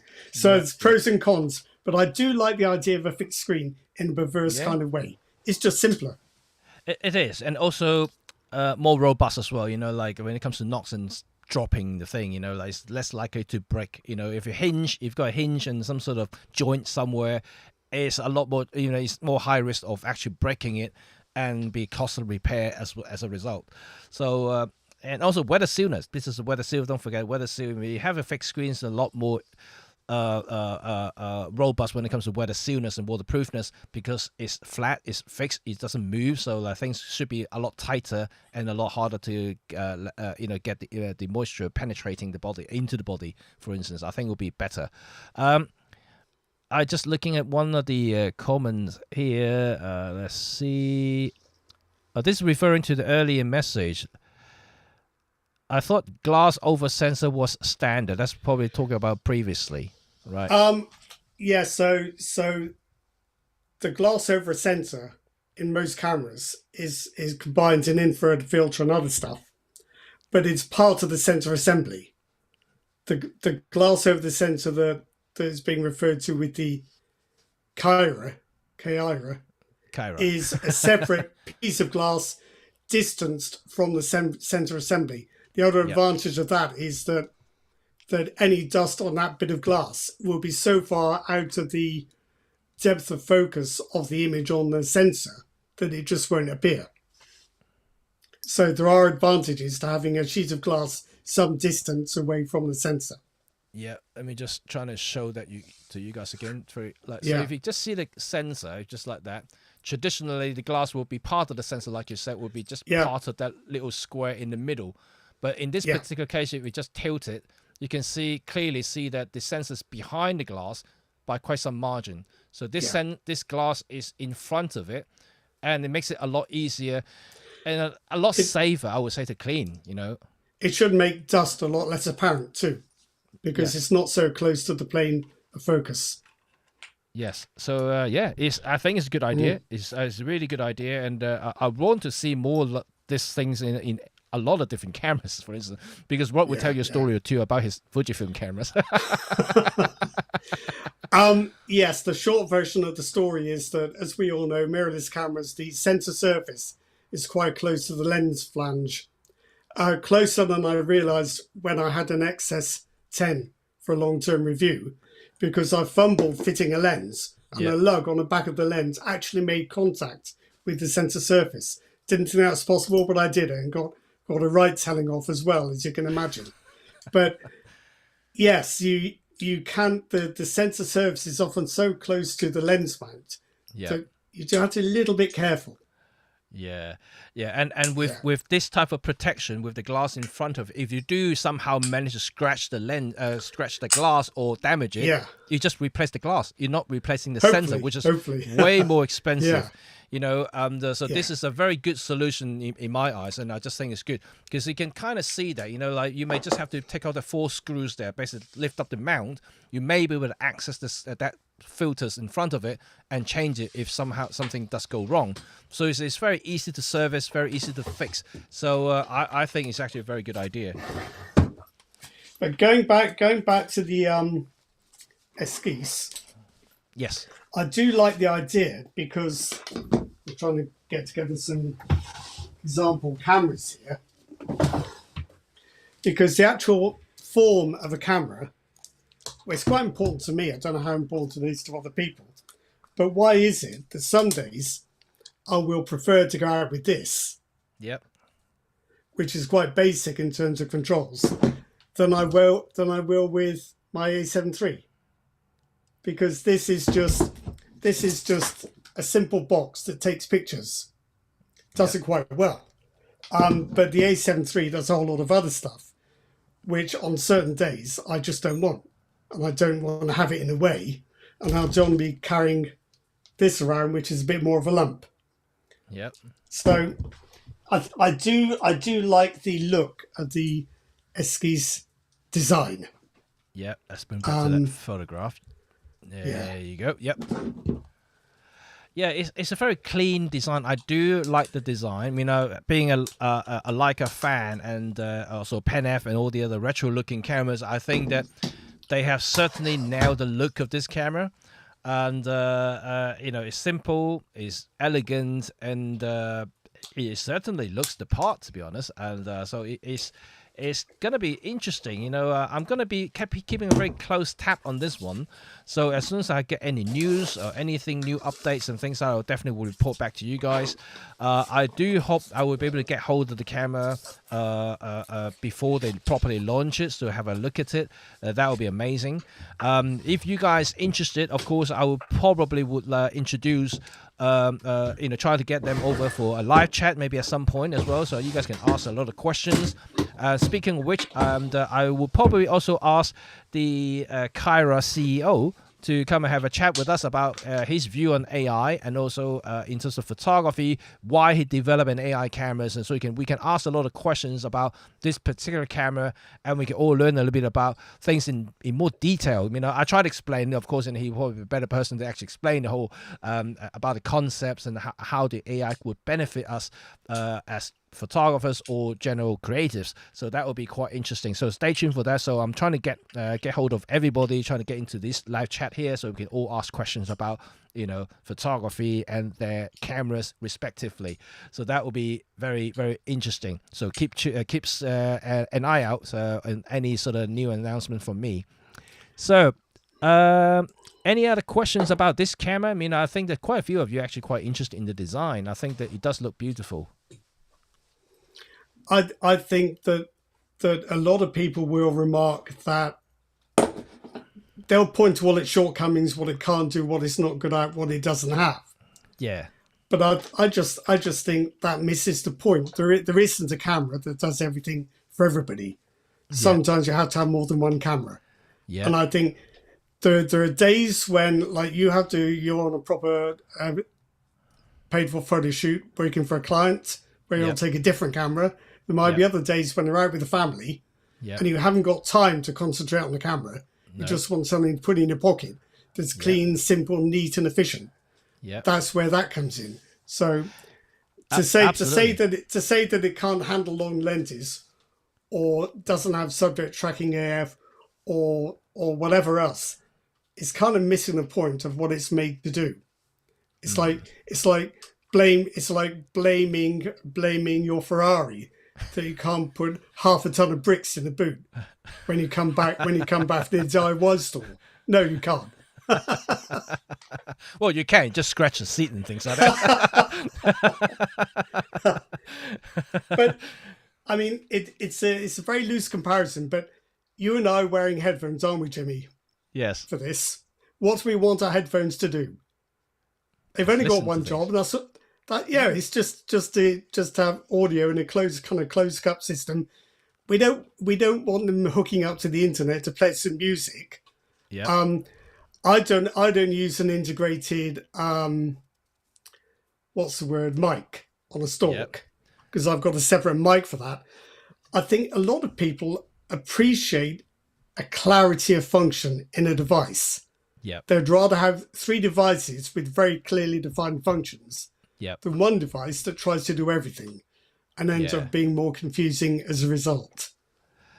Yeah, I think so. I'm just reading a couple of more comments here. Sorry, Rod. And no, it's fine. I think that quite a few of you already said that. Actually, not this one here.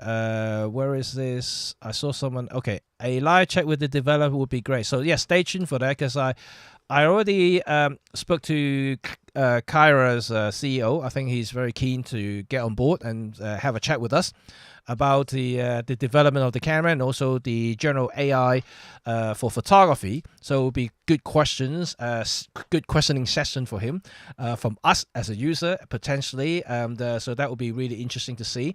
And also you can ask all about like potential wish lists that you may want to include in the camera, for instance, and he may be able to answer you whether that will come or not in the futures. But don't forget that this is an AI generative camera, so things is more flexible compared to traditional camera like this one here, like the Esquisse and all the other digital camera that we see in the past, because these are predefined features and functions that have been written down during the R&D stage, and things are pretty much fixed, while the AI in general is actually more like a computer. So you can run an updated OS which will introduce new features and new functionalities that doesn't have before. So potentially Caira will be a very different camera in a year or 2 time. So don't forget that. So that could be an interesting point as well. So stay tuned for that. But let's go back to Caira. I've got this little spec sheet, a very primitive spec sheet from the company. You can clearly see that what's happening, what sort of thing they're using. So it's going to be a 20 megapixel micro four third CMOS sensor. It's got a native ISO of 200 to 25,600. I think it's very much on par with the EM1 Mark II, Mark III, and the EM1X, because the native ISO starts at 200, which is pretty much an Olympus kind of type sensors, not the Lumix. Lumix starts at 160, so there's a slightly different kind of native ISOs there. And then you also have multi-point AF system. Doesn't really say much about that. Of course, we don't know until the time comes, but it already stated it's not going to be contrast detect. I think it's going to be phase detect. So that's a good news, at least for those who may be using for CAF, for instance. So that's a good news for that. And dynamic range, 13 stop. And so I would say that this is going to be probably a 2020 kind of sensors. I would say it's not going to be the latest Micro Four Thirds sensor by the looks of it, and but it's going to be one of those try and tested sensors that won't fail, basically. So they're going to go for the safer route before they go on to the experimental stage and going for something they haven't tried before. And so I can understand that. So that's a very safer bet. So that's okay. I'm not too bothered about that. Weight is going to be 350 gram. So it's going to be relatively, chunky camera. I mean, 350 grams is light, by modern standard. But for a small camera with that kind of weight, it's going to feel a little bit weighty, which I don't mind either, because they say that it's going to be premium built. So it's going to have some nice metal around the whole body. So that is going to be good. Dimension, you can see that right now. That's the interesting part, because it's going to be small. 105 by 70 by 35, right? This is small, right? I'm just trying to get the camera.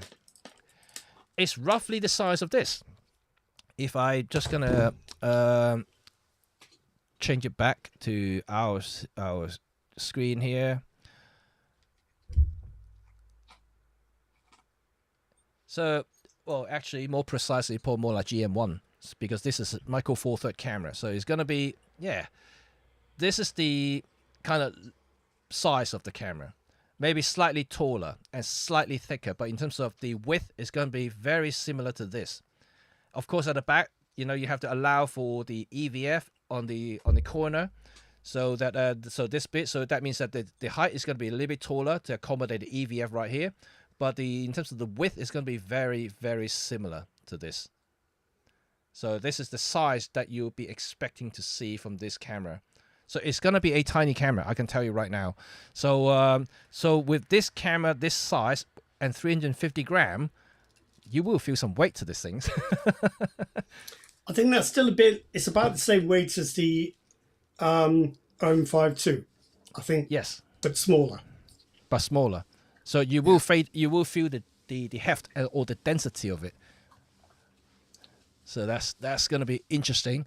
And looking at the display, and it's going to be 3-inch touchscreen, and got a 3.6 million dot EVF for such a tiny thing. I'm not sure how it may be a little bit overkill for the size of the EVF, to be quite honest. Well, it'll still be very nice. Yeah. I'm guessing that's still a 1/2-inch unit. Yeah. Don't know. I didn't know there were any that resolution in that size, but anyway, that'd be quite nice. Yeah. Probably feel at that price you need that. Yeah. I guess so. They have to justify the cost. Well, yes, or the other argument would be because it's costing a lot because we're putting in good stuff. Yeah, absolutely. Yeah. And obviously, it's got Micro Four Thirds mount, but interestingly, at this moment in time, from the early stages that I see from the community within the company, that state that the very first idea was to have the built-in memory and built-in battery. And I think that people weren't too bothered about built-in memory, but built-in battery could be a problematic thing, simply because if the battery dies or battery degraded over time, it's going to need a service to replace it. So it's not going to be easy. It's going to be expensive. So people are now suggesting the company to make it removable. So make it like a normal generic battery you can slot in. And so I can see two problems there. One is that the battery life could suffer, because by building an external battery means that you need a housing. The housing need the space within the camera. Things could become thicker to create that space for the battery to be removable, because internally all you need to do is just shell the battery inside, so you can use a slightly larger capacity battery inside the camera if needs be. So there are two ways looking at it. So at the moment, obviously still under prototyping, so they haven't decided whether it's going to be removable or not. But I think at this moment in time, I think a lot of users or a lot of community users are basically saying that they would like to see this camera have removable battery. What's your thought about that? I think there's a danger in that, because this kind of feedback is just going to make it like every other camera, and then they'll complain about how expensive it is. The point is to make something that's not the same as every other camera. Yeah. And I think from my point of view, of a fixed battery, the only time that's a problem is if it runs out and you need to swap it out for a charged one. Yeah. Otherwise, you just carry a power bank with you, and you do what I have to do all the time with my mirrorless gear. Yeah. You just, while you're walking from one location to another, you quickly plug it into your power bank and give it a bit of a kick, so that it's got a bit more juice in it when you take it out again. It's just how mirrorless cameras are. They are. I mean, speaking of which, Caira also has a built-in battery. So, and I don't know, This was, we've had them in phones for years, and we haven't. We do. We've got by. We got by. Worst case, just have to keep carrying a power bank to plugging in. I've got used to doing that anyway. Maybe other people don't like doing that, but I've got a Canon EOS R8. I've got a Sony A7 II. The EOS R8's battery life is poor. The A7 II's battery life is diabolical. So it's a fact of life for me. Power banks and spares. But if I couldn't carry spares, just carry a power bank. I'm going, I'm doing landscapes, going from one location, right, it's getting tired, stick it on charge, walk down the road, 5 or 10 minutes later, it's got enough to keep going. Or with some cameras, you just leave them plugged into a power bank. Just got flipping great brick hanging in front of the USB port, that's all. Absolutely. And I just find one of the... sorry, Chris. Sorry. I'd be more worried about making it more like other cameras. Right. It shouldn't be. Right. It shouldn't be. It shouldn't be. No. This side to a screen actually had a comment. Give us that AA battery. I remember those. Can I just say, the reliability of AAs is awful. I shot a lot with an Olympus. Was it the P10 and the P20? Used 4 AAs. I've got an old Fujifilm FinePix S3 Pro that uses 4 AAs. Oh, yeah, I had that, yes. Absolute nightmare. You've got to basically have a bin liner full of batteries everywhere you go. It's awful. Awful. It probably takes about 50 shots, 70 shots before it runs out, right? Well, yeah, because not all AA batteries are good. I mean, modern Eneloop style batteries hold their charge well and last well. But any regular NIMH batteries, when they take them out of the drawer, they probably don't half their charge anyway. They're just not reliable. No. I remember the AA batteries. They're horrible. You've got me heated up about batteries now. And Chris Palmer will say that all phones have fixed batteries and no complaints. Yeah. I mean, I think in general, we complain, but we get by, don't we? We get by. Yeah, I think people do complain. When my phone is new, it lasts over a day. But like after a couple of years, my phone dies half a day. I have to plug it in straight away. Like you said, people just live by it. Just continue. Yeah. They just I pay for an expensive battery replacement or get a new phone. Yeah, we've just got used to that. Yeah, but I mean, these are not the first camera having built-in battery. I've seen other cameras has built-in batteries, and not ideal especially for pros. Pros would definitely want replaceable batteries, only because they may not have the time to carry a power bank or constantly having something like attached to the camera when they're working. So the replacement battery is definitely a better option for pros.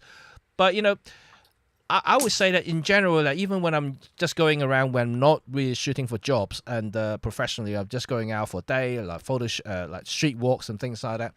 I rarely gone past a battery. I don't know about you or anybody else's.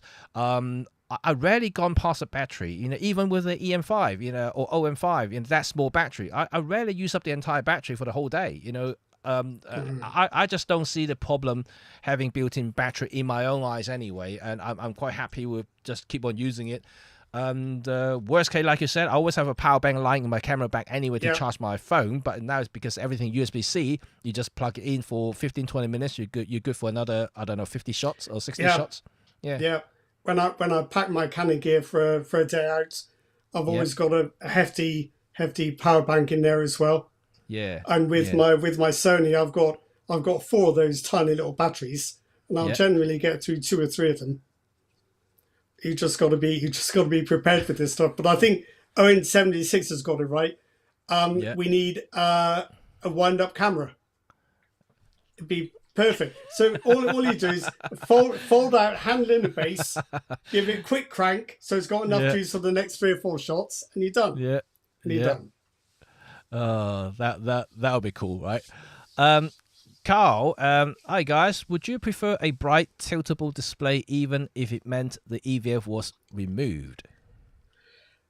Well, I've used a lot of tilting EVFs and they're never bright enough. If the light's wrong for the if the light's wrong for the LCD, typically a sunny day, direct sun, I haven't yet used an EVF, even at full brightness EVF. Yeah. I haven't yet used an LCD that even at full brightness is properly visible.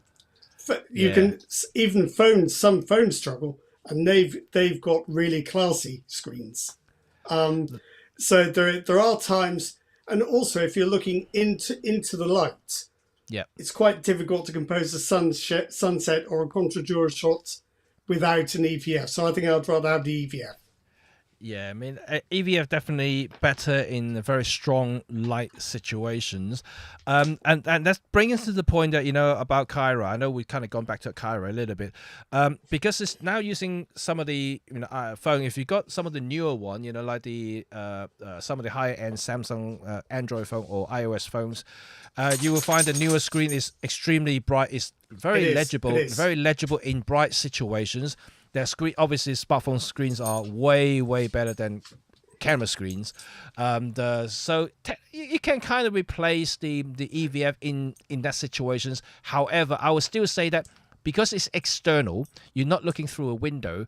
To me anyway, I always worry a little bit about color accuracy because like if you do set your white balances, for instance, if you shoot RAW, that's not a problem. You can adjust it afterward. But if you just shoot JPEG, how you see the screen being reflected and affected by the environment's reflections can be problematic. If you look at the screen, white may not become pure white, because of things that are bouncing into it, bouncing around, and it can be a little bit tricky to see in bright day. Even you can see the images clearly, but the color may be a little bit off, and you might try to adjust the white balance to reflect that, but you may end up actually adjusting the wrong white balance because of the whole kind of reflecting issues.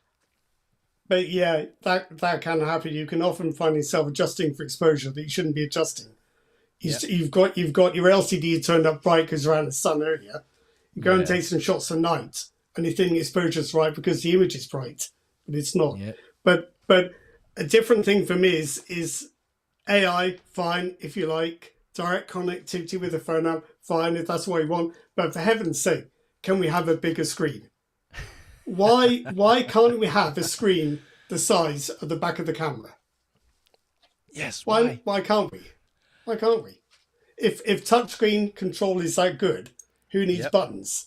Go for it properly. Put a proper screen on the back of the camera. Hey, we got one, Caira. Yeah, so why?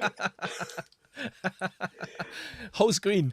So, okay, fair enough. But on the camera, not on the connected device.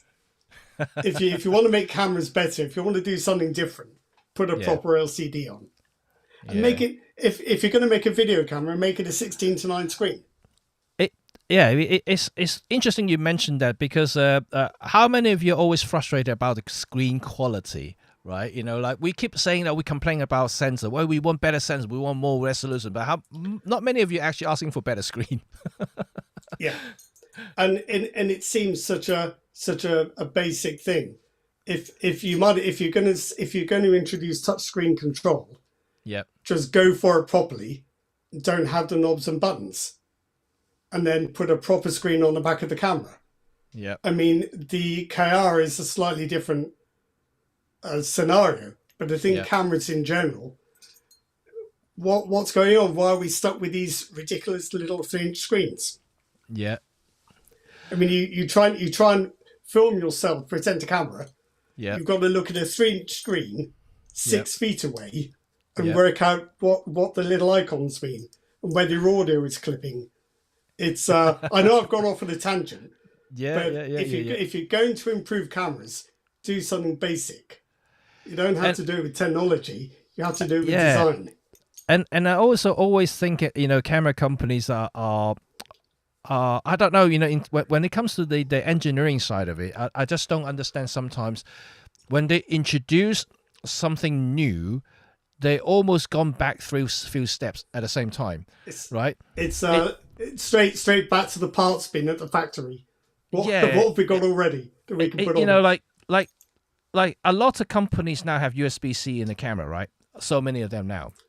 Right, and we Yeah. all know that USB 3, USB-C, especially the Gen 2, they are very capable. They've got enough bandwidth to do a lot of things. And most computers have USB-C Gen 2 would basically, their port is multi-purpose. You can use it for charging, you can use it for data transfer, you can plug in a USB mic so you can accept audio in and out. So that's brilliant, right? You would have thought, the same port in the camera would do the same thing, right? Nope. You can only charge it, and that's it. Some cases you may allow to data Yeah. transfer, but you can't plug in Yeah. a mic. You can't plug in audio. You're still going through the audio jack. There are so many Yeah. miniature devices will allow you to put a wireless mic, just plug into the USB-C. No, you can't use it because the USB-C port is not allowing you to do that. And that is, to me, it's just like going backward. Like it's okay. You introduce new ports, but you can't do new things. You're still doing the old things. You're just giving a new port. Still doing new things with old equipment. Sounds silly to me, if you ask me. And yeah. It is a little bit silly, isn't it? It is. But the thing I always find with USB on cameras is I've always got the wrong cable. Yeah. So hang on, this is not a charging cable. This is a transfer cable. Yeah. Or this is not proper full power delivery cable or whatever. It's annoying to me that USB cables come in different flavors. Yeah. I Yeah. always seem to have the wrong one in my bag.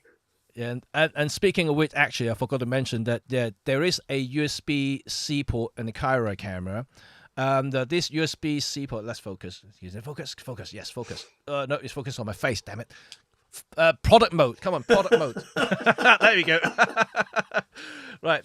The USB-C port on the Caira camera is multi-purpose. You can put USB-C audio into this thing, so you can listen to it, or also putting input in, so you can use USB-C wireless mic system through this, even though it has a 3.5mm jack. That's what is USB-C port for. So I'm giving kudos for the Caira team for finally allowing the USB-C port to reach its full potential, not just for data transfer and charging.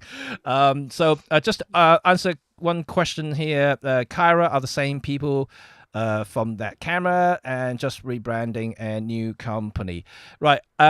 If I ask the CEO to come and interview, you can ask that question. It is from the same people, but I will let him answer you this very question, because I'm pretty sure a lot of people would be interested to hear from that. They did make an announcement, so you may have to Google it to find the announcement.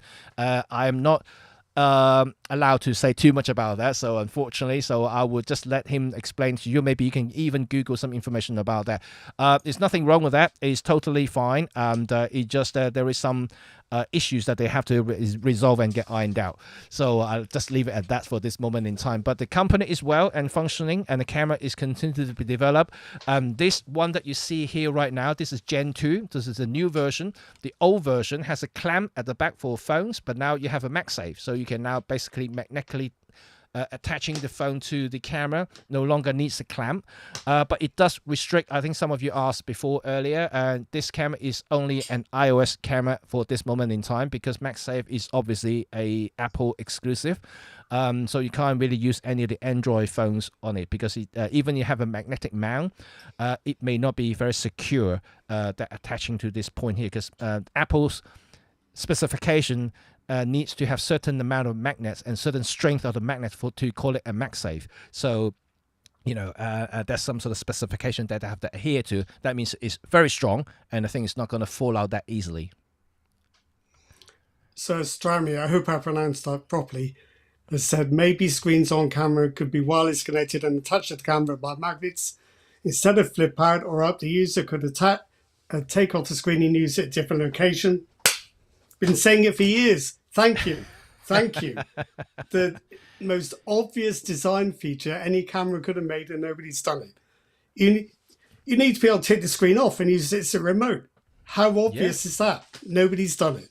Oh, again, I'm so mad. Again, Caira. I'm having a bad afternoon for getting annoyed. It's not the same, Jimmy. Stop it. Stop it. Look. Detachable screen. It's not the same. Stop it. Remote control. You're doing this on purpose now. Well, you asked the question.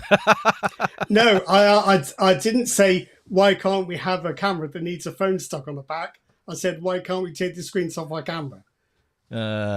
Okay. Yeah, I think I saw a comment earlier about a modular camera. Why don't someone make it? Ricoh did that, right? Ricoh did a modular camera that really never made it into a mainstream GXR. camera.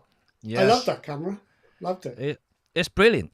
You buy the body, and then you upgrade the module, so it can be a kit lens module, which has got a built-in zoom and a tiny sensor, or you can go for APS-C, which at the time was a fairly big sensor, and you can change lenses on it. And it's brilliant. Means you can't just buy a new lens, you're buying a sensor at the same time. But it's a very nicely made camera. Very nicely made. Yes.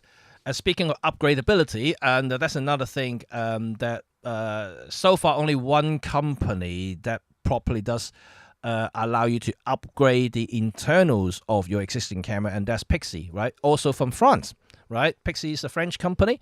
If you can Google them, they are an M-mount camera, so it's more or less like a Leica mount, menu focus only. But the good thing about Pixie cameras is that you can buy it today, and in 3-4 years' time, if there's a new sensor come out, you can upgrade the sensor. You just send it back. They would swap it out for you. Obviously not for free, but at least you got a new sensor, but keeping the old body. So that's some solutions out there, but how viable it is, how many people has done it by upgrading the sensor like this, I'm not entirely sure.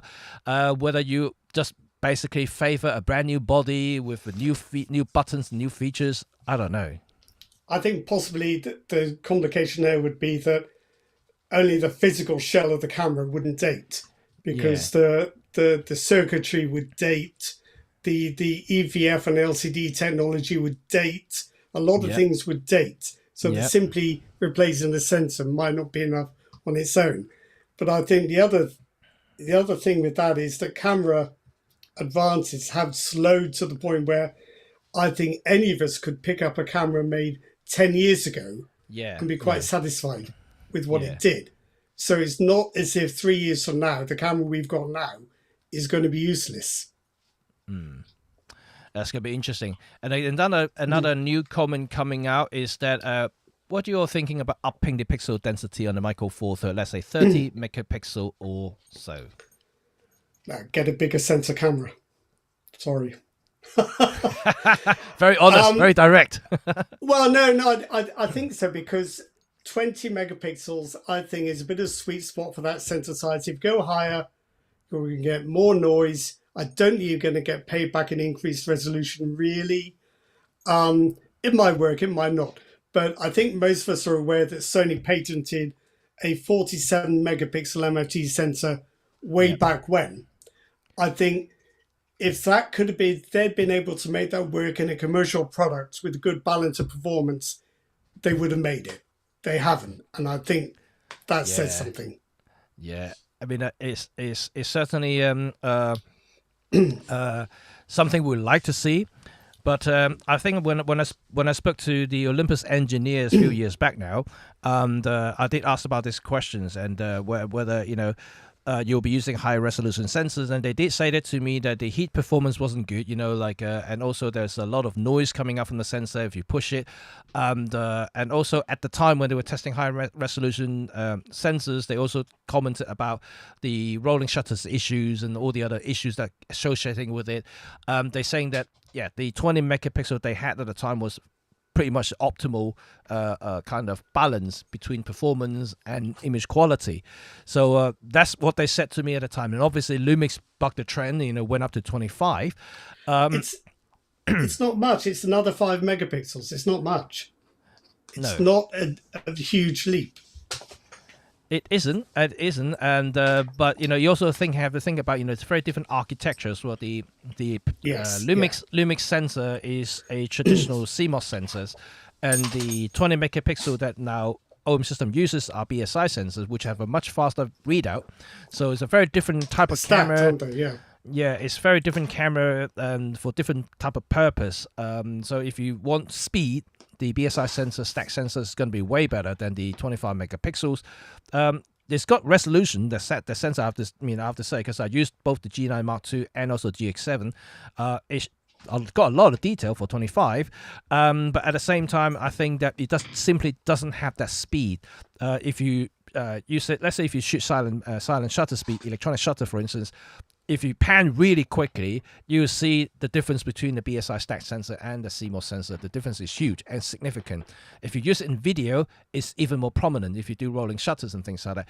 Even though it's a micro four thirds sensor, which traditionally much better than, let's say, larger sensor like APS-C or full frame. But if you compare micro four third to micro four third, you will see that the BSI stack sensor, when it comes to rolling shutter, is way better than the traditional normal CMOS sensor. I think as well in the comments has been a point made by John Young about phone sensors with 40 megapixels or 48 or 64.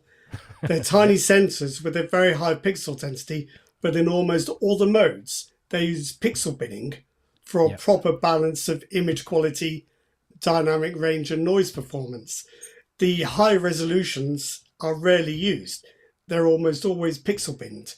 And when they are used, it's only for very specific modes where you don't really, at least from reviews I've read, get the benefit you would expect from that many megapixels. So basically, the fact you're getting that many pixels in a tiny sensor is not proof that the concept is valid. It's just a different approach to image processing. Yeah, people may not necessarily understand it, but even like Apple clearly stated, even though it has a 48 megapixel sensor, the image file you're getting is only 24. And then, the only way you can get the 48 is shoot raw. Basically, it gives you an unprocessed image. Then you get a 48, yes. Yeah, so I think the whole megapixel marketing, there's a lot of stuff going on which you have to filter very carefully to get to the truth. But phones use pixel binning a lot. Basically, you've got a 64 megapixel sensor, say in your Android smartphone, it'll pixel bin clumps of 4 pixels down to a 16 megapixel image just to get a proper balance of dynamic range and noise and overall image quality. And don't forget that the smartphones uses a lot of computational stuff in the back end. So what happened is, for their purpose, because it's more computational, more of a processed image, so they just want data. So 48 megapixel does allow them to gather a lot of data, and they use those data to analyze and process. Not like a traditional... Yes. Computational zoom, for example. Yes. You can use the extra pixel data to intelligently substitute a kind of digital zoom effect for an optical one.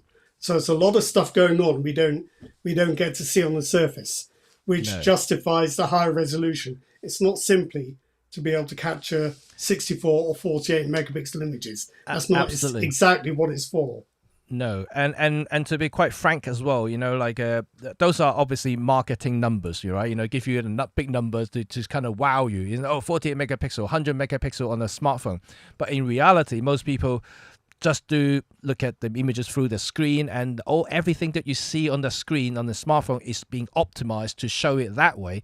So even though you have 48 megapixel output at 24, but everything is tailored and specific to the screen that you're viewing it. So it's very simple. If you just use one of those iPhone or Android phones image, put it in your computer, blow it up, you clearly see the differences between a smartphone photos compared to a traditional camera photograph.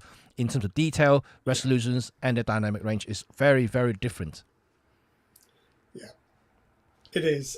And I think, it's a whole rabbit hole, this megapixel thing. I've got the pictures on my wall, the ones I've printed at the moment, they're from a 16 megapixel Fujifilm X-A1. Yeah. I can't see all the detail from where I'm sitting. So there's enough. And the pictures I use for work are generally downsized to about 4K UHD dimensions. So I'm having to downsize my Micro Four Thirds images. So I just have to be a little bit realistic about it, I think. And I do feel that if you want ultimate resolution, MFT is not the format to do it. Simple as that. I mean, it can't do everything. And just since I'm on a roll with the ranting, I can see complaints are starting that the Esquisse can't do video because that. It's not what it's for. No. If you want to shoot video, buy something different. Yeah. It's not what this camera is for. Yeah.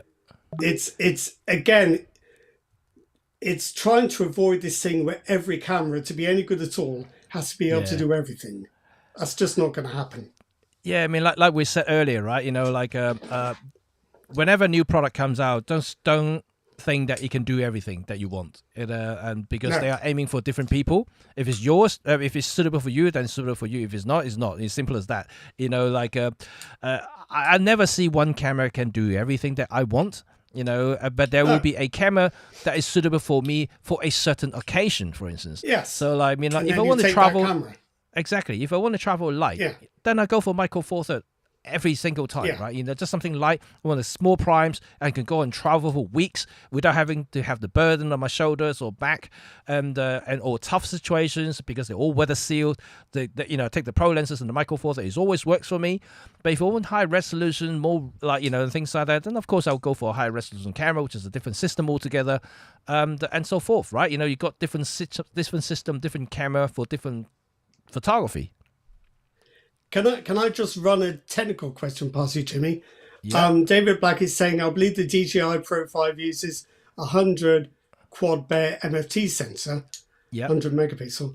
Am I right in thinking that the OM1 and OM3 sensor already has 4 times as many photo sites as it? Yeah, so it's a quad bare sensor. Yeah. But the images produced are 20 megapixels. Yes. That is a design choice. Yes. So essentially it's the same technology. So the OM sensor is are we going to say it's 80 megapixels if you count the quad sensor layout? But the thing is, those individual sensors aren't image forming on their own. No, I mean they have to work with the others around them.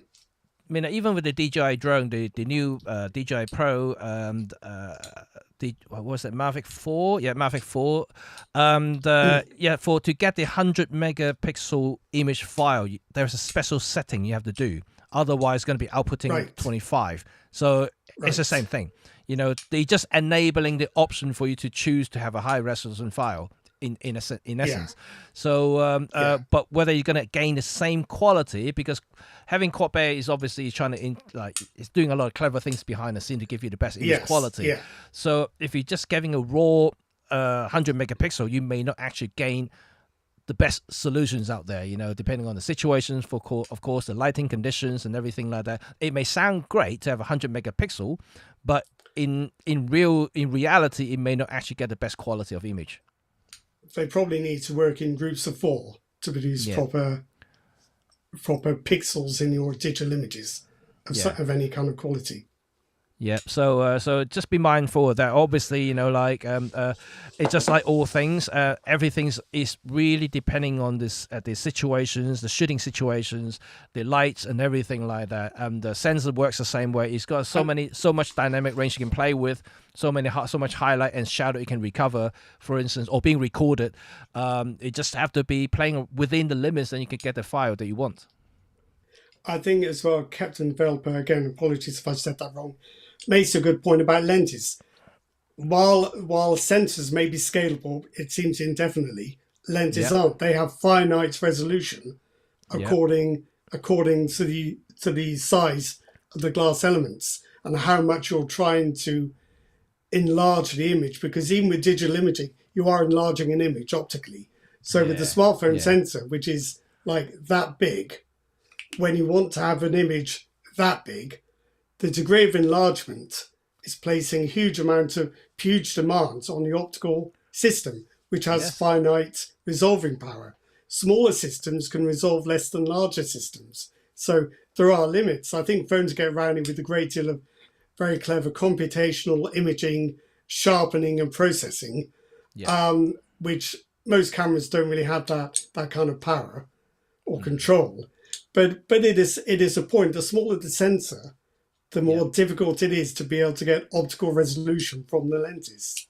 Yeah, of course, of course. I mean, it's all physics at the end of the day, like, and you can't really get away with that. But yeah, it's certainly very interesting. I mean, I really would like to hear your thoughts about between these two cameras. It's certainly very exciting for me personally. Being a Michael Four Thirds advocate, of course, and to see two brand new Michael Four Thirds cameras coming out. Uh, Whether you like it or not, it's two different cameras, but at the same Absolutely time, opposite in their approaches.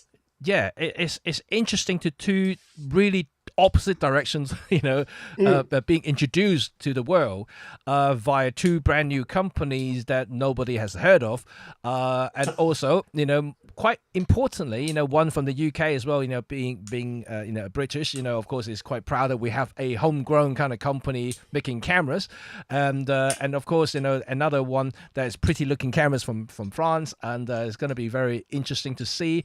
So it's something that's outside of the generic Japanese and German companies. So it's at least to my eyes, good to see new blood in the industry. Not just the traditional players, doing traditional thing. I think it's only small companies are brave enough to do something like this, just to do something different.